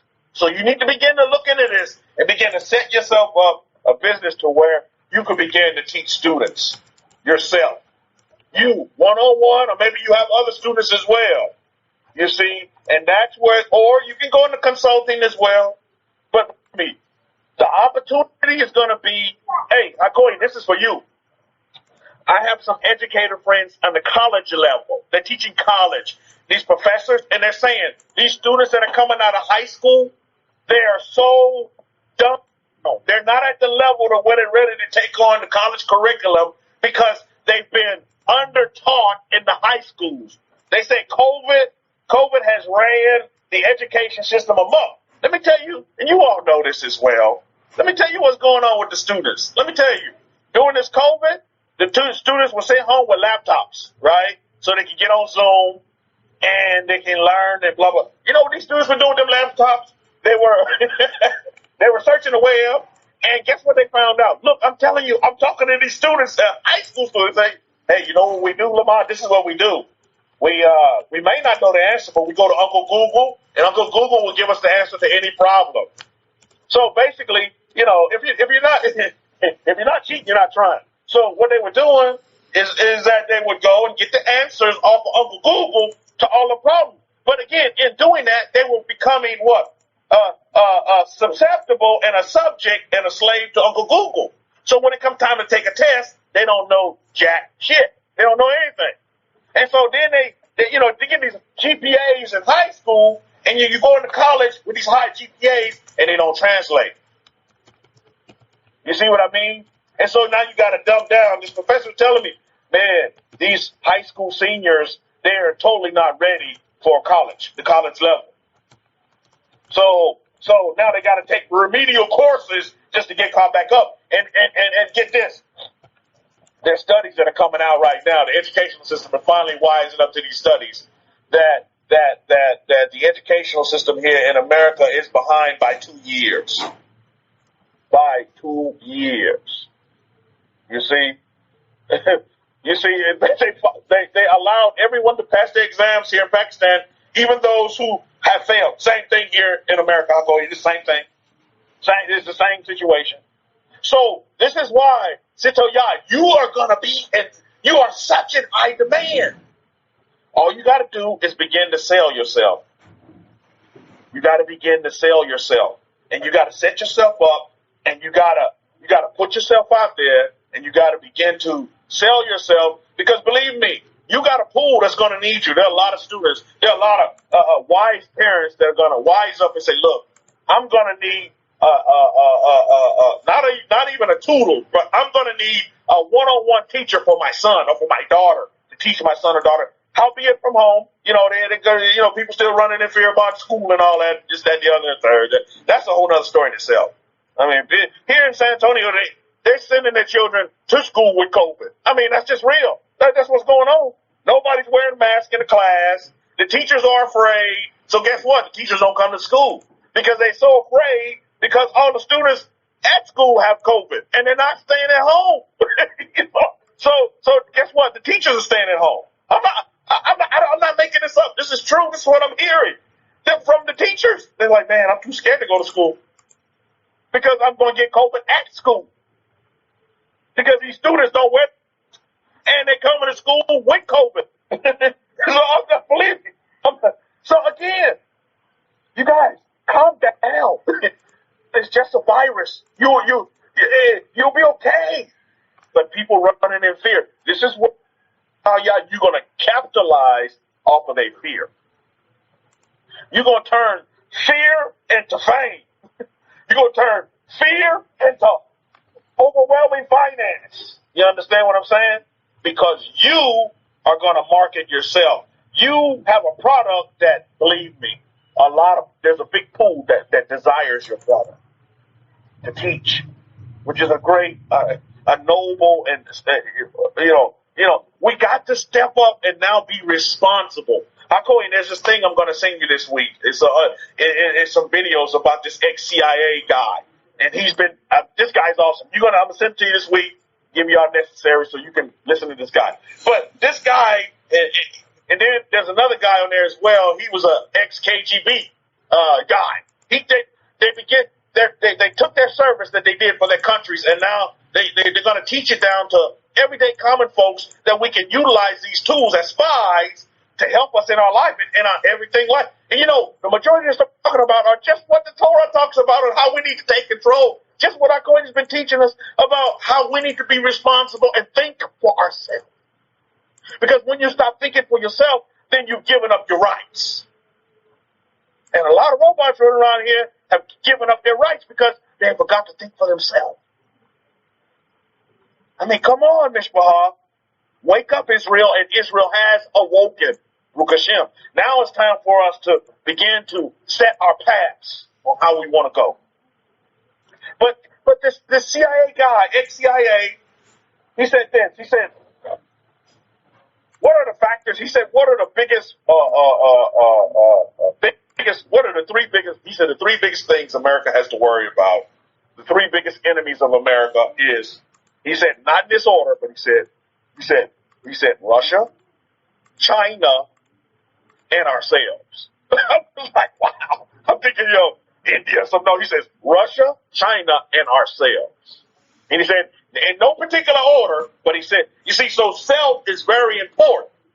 You see, self can be the enemy or self can be the ally. And you see, if people don't begin to wake up like Israel's waking up, then they're only an enemy to themselves.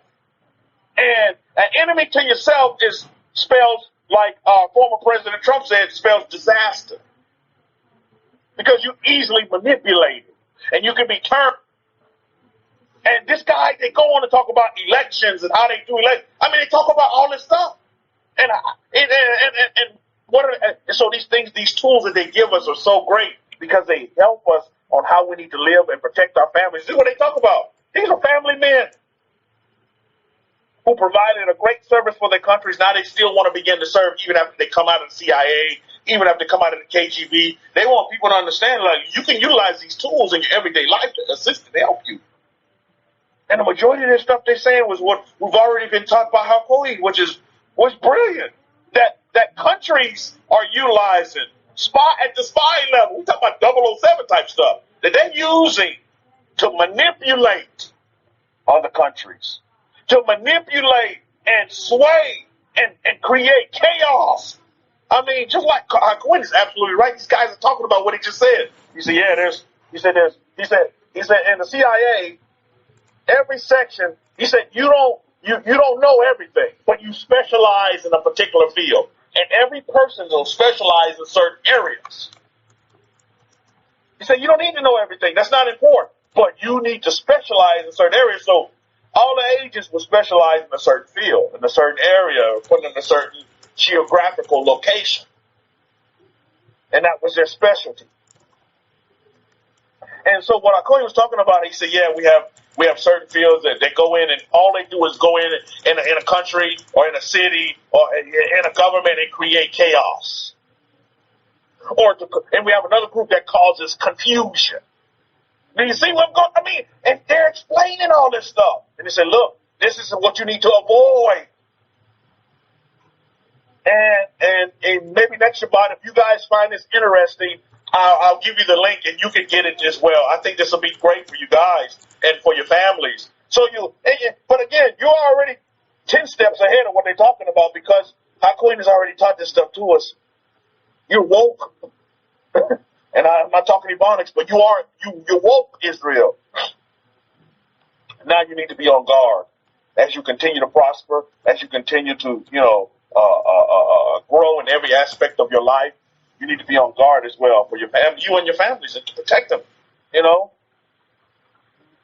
especially if you have little ones, like I have a 2-year-old, my 2-year-old son. Yeah, I got to prepare him and prep him. Like our queen said, you got to go through these stages. This is what you have to do. I wasn't given this when I was 2 years old. I didn't even know who I was. My son walks around knowing that he's a Hebrew because I tell him every day, you're a Hebrew. You're a Hebrew. He has to know who he is. That's step number one. And it took great periods of my life to understand who I was. And I appreciate the experiences that I went through to get to know who I was. But again, this next generation that's coming up after us, they got, they 2,000 steps ahead of us, right? But we're woke, Israel. You're woke. And just like our Kohen said, yeah, I'm particular to Israel, but anybody else that wants to connect with Israel any kind of way, you too will have that protection. Think about that for a minute.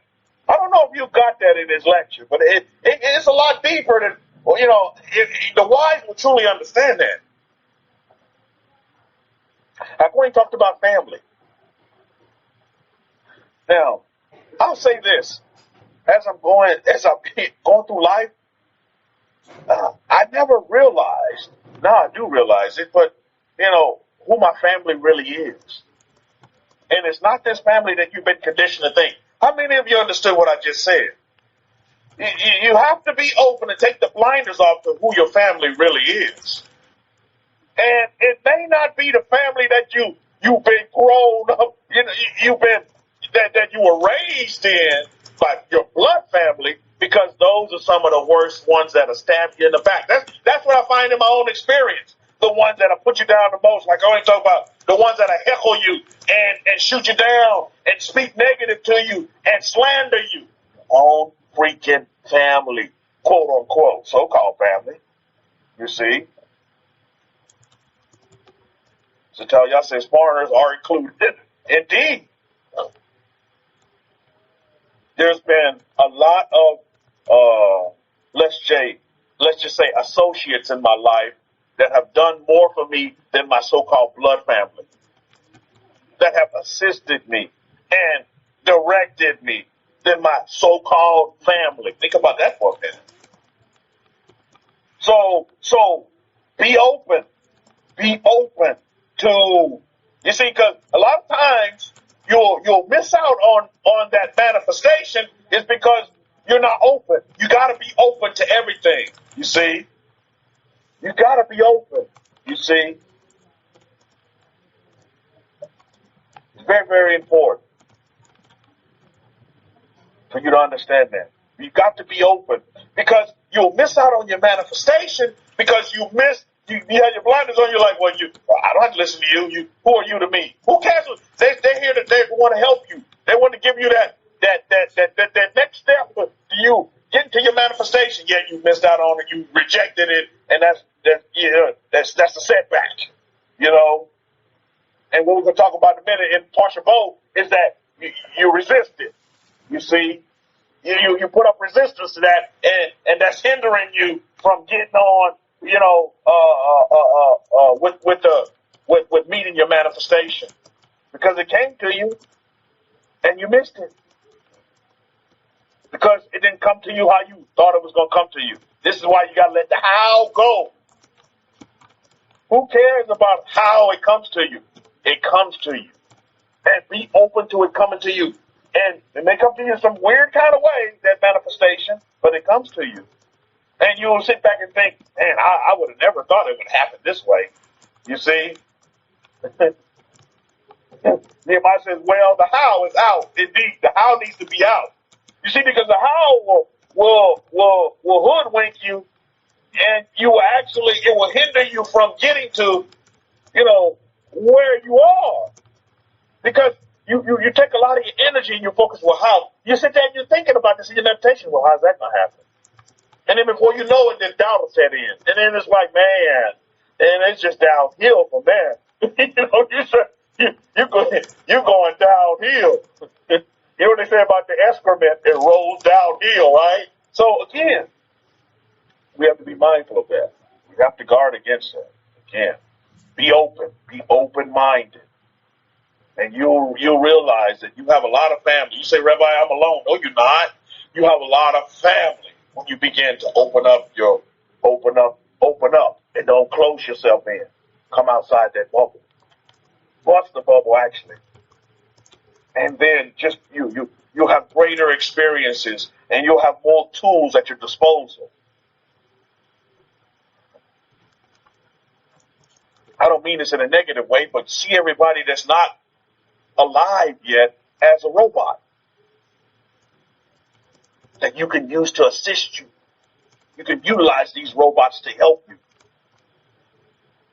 get to your final destination, or to meet that mark, or to meet that manifestation. You can use them. They're at your disposal. Why? It's because they present themselves that way. They want to be programmed. They tell you, yeah, I won't watch that program. Oh, yeah, I agree with this man because this is, oh, he's the best. Okay, yeah.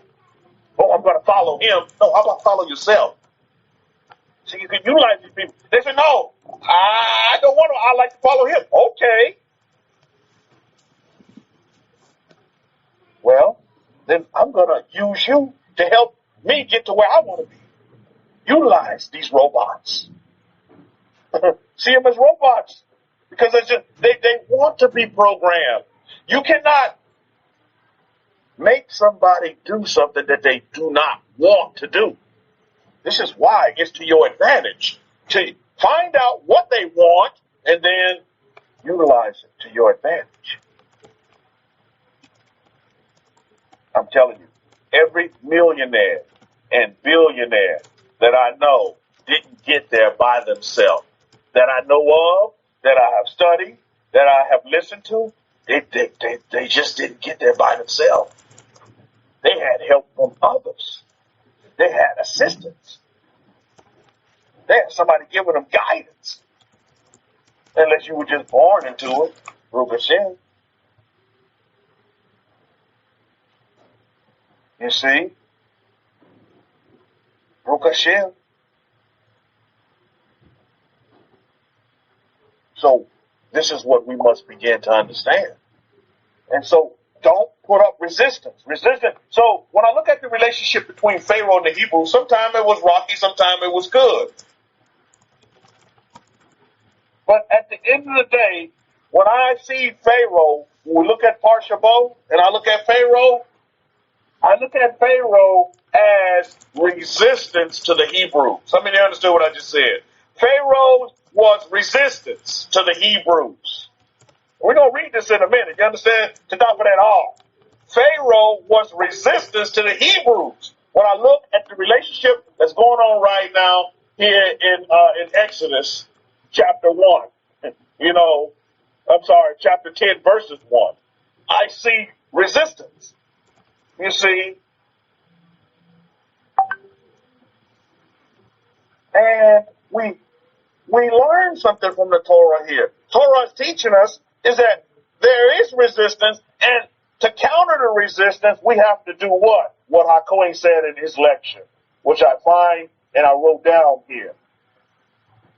It's very important. Another R word that he said in his lecture is that we have to repeat. Our holy books, the Torah, the book of life. Torah is the book of life, but the Torah gives us this example right here. Because let me ask you this question. Did the Most High only give, how many plagues did the Most High give to Egypt? One? Was it just one plague? You see, how many plagues did total? Was it, okay, yeah, to double your responses, by the way. I mean, we got 10 plagues going on, right? So how do you resist resistance? You begin to do what? Repeat. The Most High, the God of Israel, repeated plagues. Not the same one, but another plague came, and then another plague came, and then another plague. This is how you deal with resistance. You don't. I'm going to do another word out there.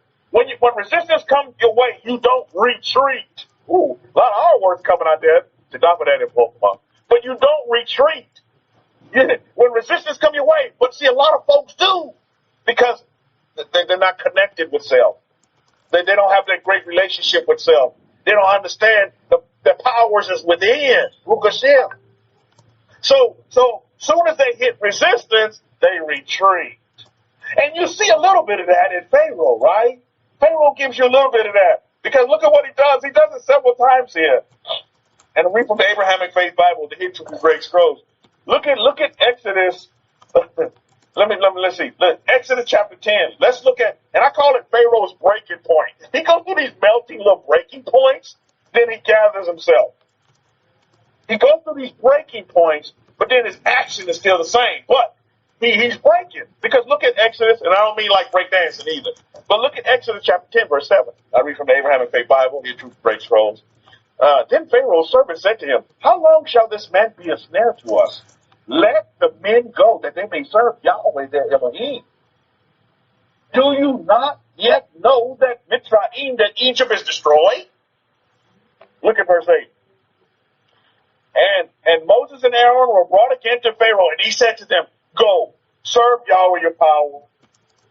But who are the ones that are going? You see, these are these breaking points. First he said, man, hell no, y'all not going anywhere. Y'all stand here. Who is this God? He's nothing to me. Then all of a sudden, these breaking points, oh man, look, y'all go. But who's going? See these breaking points? See, when you begin to repeat, you keep hitting them. Boom, boom. You got to be repetitive and keep hitting them with plagues. You got to keep hitting them. Because the resistance sometimes is strong. The resistance, to get to its breaking point or that melting point to where they finally relinquish and let go, you got to get to the point where you just continue to bombard and hit them. You got to repeat and repeat. You got to, don't retreat. Just repeat. When you don't see that breakthrough, keep repeating what you know is true. Don't ever give in. Don't ever give up. on your dream, on your desire, and on your want. You know what you want. I don't know what you want, but you know in your heart of hearts, if you're connected with yourself and the powers that's within you, you know what makes you happy. You know what gives you peace. You know what gives you love and joy at the end of the day. You know that. Be it. Feel it. And I love to watch movies, man. But I don't allow the movies to program me. And you know what? I'm selective on what I watch. Quayne taught me this. How many of you taught you that too? Be selective on what you want. Because you know what? I'm constantly thinking about things. Your mind is constantly thinking. So I like to watch movies that's going to give me some insight. That's going to give me some wisdom. That's going to propel me and give me fuel and give me motivation for what I'm thinking about. I'm not going to sit here and watch movies about a man divorcing his wife because I'm not going to divorce my wife. Think about that. I'm not divorcing my wife. So I watch a romance movie because that's what I'm doing. I'm going to romance my wife. Give me some more tips on how to romance my wife. What makes her happy? You know what I mean? But I was watching Aladdin, the one with Will Smith. How many of you seen that one? How many of you seen that Aladdin with Will Smith? Because look, I got the lamb, baby. I already got the lamb. We talked about the lamb, baby. And I rub that lamb every day to get what I want. Y'all mean? Brother David, I got the lamb. Let's not get it twisted. Hardback is giving us all the lamb. What you want? You see? Baruch Hashem. And you know what Aladdin said in this movie? You know, he wanted that princess, boy. She fine like red wine in the sunshine, baby. She fine. And Aladdin wanted the princess, man. That's what he wanted. But in his conversation with the princess, she said this. I was watching it yesterday, and he said this. Aladdin said this. When you don't own anything, because what did they call Aladdin? What was he called in his little, how come he talked about in this little town, in his little village? What was he called? Can anybody tell me what they called Aladdin? What was his name? What did they call him? Anybody know?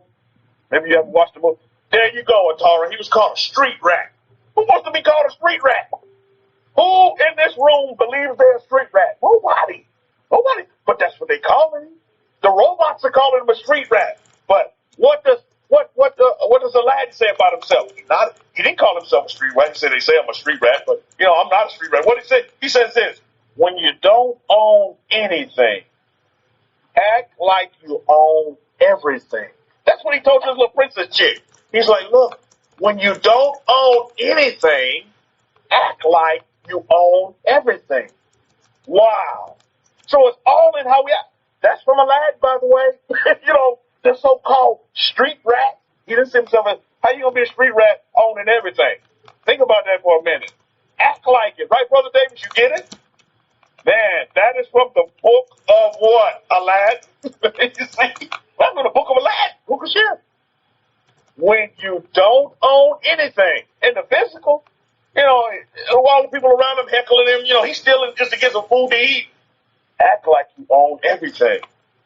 And you all know what happened in that movie. At the end of the day, he ended up with his princess. He ended up getting what he wanted. Why? Because he didn't have the mentality of a what? Street rat. Think about that for a minute. You can learn a lot from movies, Mishpah. The running man, Baruch Hashem. His actions, he acted like he owned everything. Baruch Hashem. And he sure did.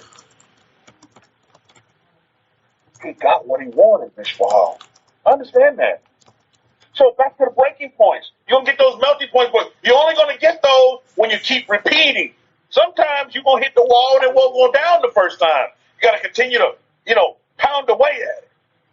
And don't change your thinking. How you think is how you're going to be. You may be occupied with your hands during the day to where you can't sit there and write something, but you're always thinking. There's not a time that goes throughout the day where you're not thinking. So think about the things that you desire and be. It's how you think. I'm thinking I'm not going to make that bill this week. Then you're not. Then guess what? If that's what you're thinking, then you're not going to make the bill. Because you already did what? You already went in retreat mode. You hit the wall one time, and you've already retreated. Well, I'm giving up on that one. I'm giving up. My goodness. So we see the meltdown, the breaking points with Pharaoh. You also see it in Exodus chapter 10, verses 24. Then Pharaoh called to Moshe and said, "Go serve Yahweh. Only let your flocks and your herds be kept back. Let your little ones also go with you." You see, again, he had a breaking point, but he still never did give up. And then, so again, what do you got to do? Repeat another plague. My goodness. Repeat. How come he keeps telling us the same thing? Repeat. Repeat is going to change your think if you keep repeating. And before you know it, repeating becomes real. Look at all these R words coming out today. But that's what happens.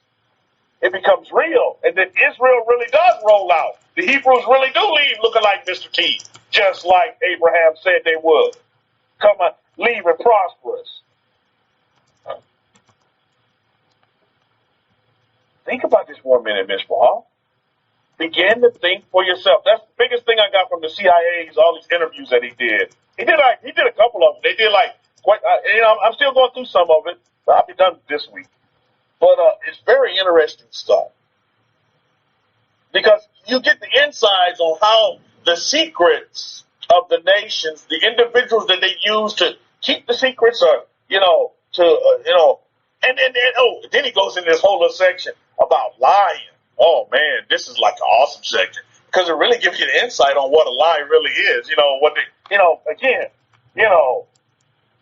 When I was raised coming up as a young lad, because, I'm a young whippersnapper now, but when I was just like knee-high to a tadpole, I was always taught not to lie.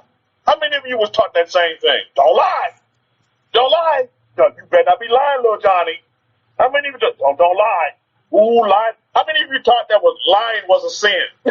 How many? Put it that way, because then I know we get more response now. How many of you were taught that lying was a sin? How many of you were taught that? Hey, don't lie because that's a sin. Well, why the hell did my mother and my father tell me that there was a Santa Claus? They lied to me. So they're sinners and they're going to hell, right? Because my mother and my father told me that there was a Santa Claus. My mother and my father told me that there was a tooth fairy. Still never seen that dude or whoever he's supposed to be yet. Still never seen the tooth fairy. I did lose many teeth. I don't know. Any of you had the experience of actually meeting the tooth fairy? Well, why'd you lie to me?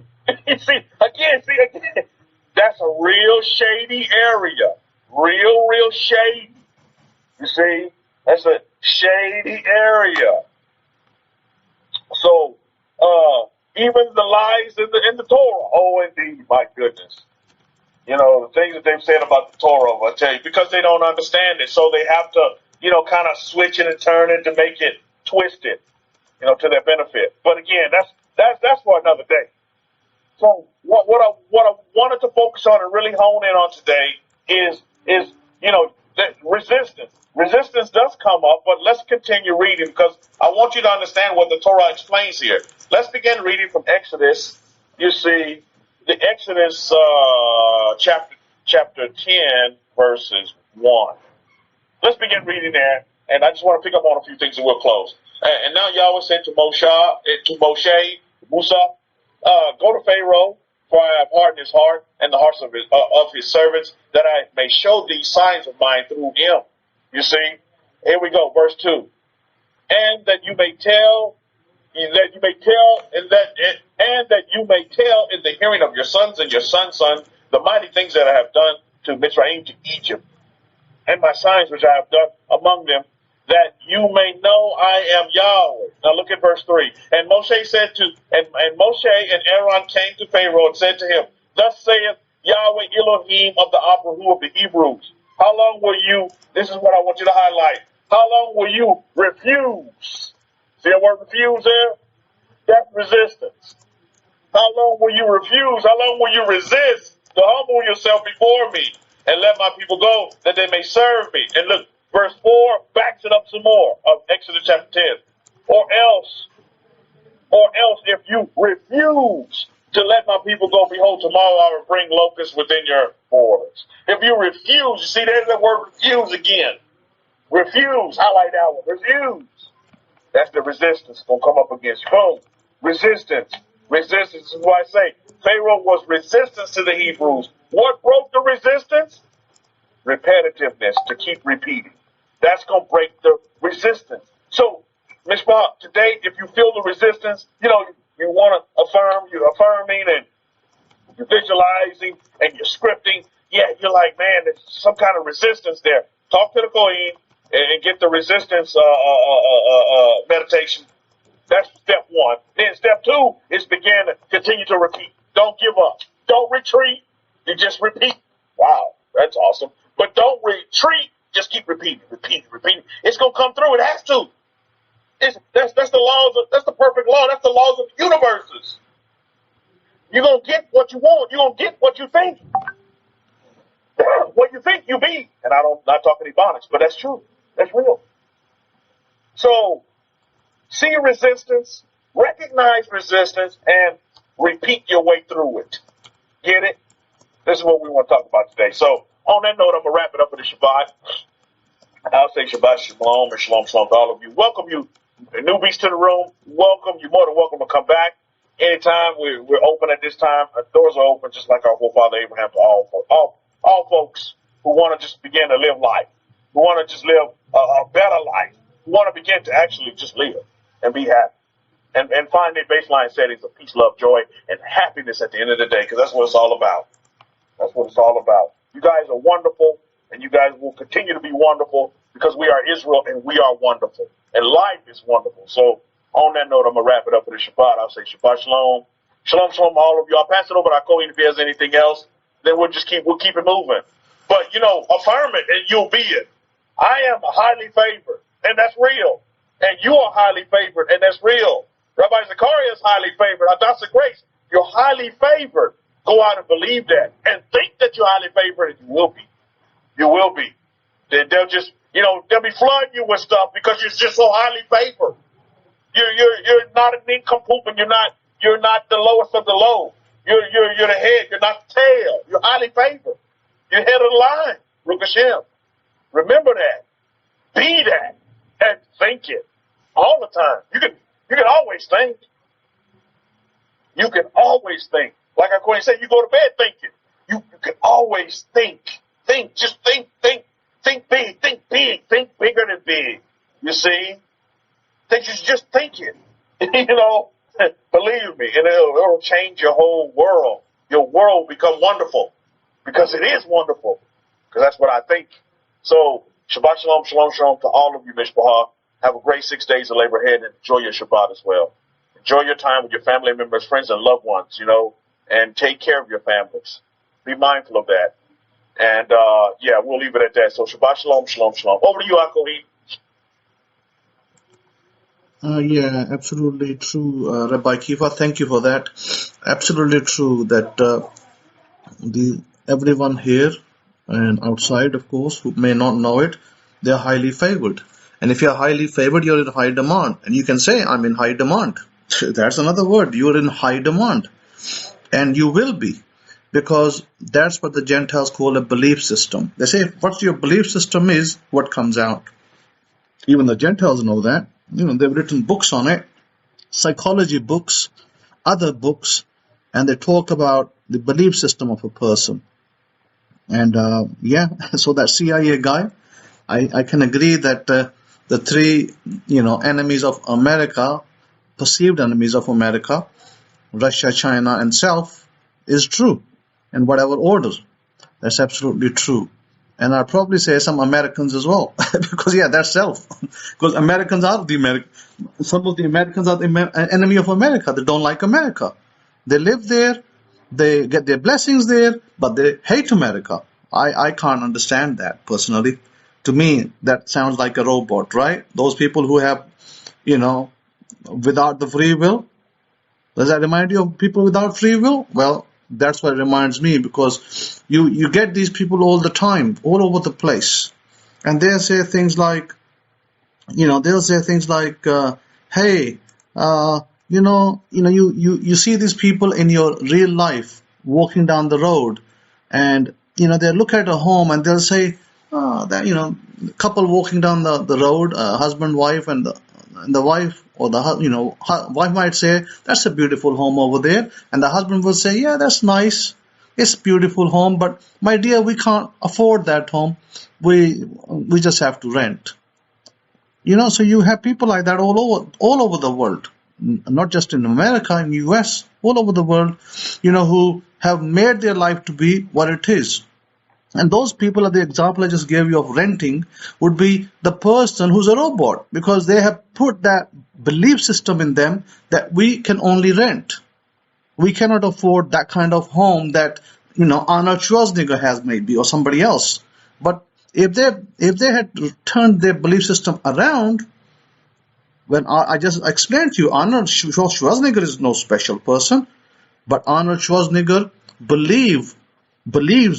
He remember his story. He believed that he was in a little village of no worth, and if he stayed in that village, he probably got nowhere. But he said he believed one day he could become Mr. Universe.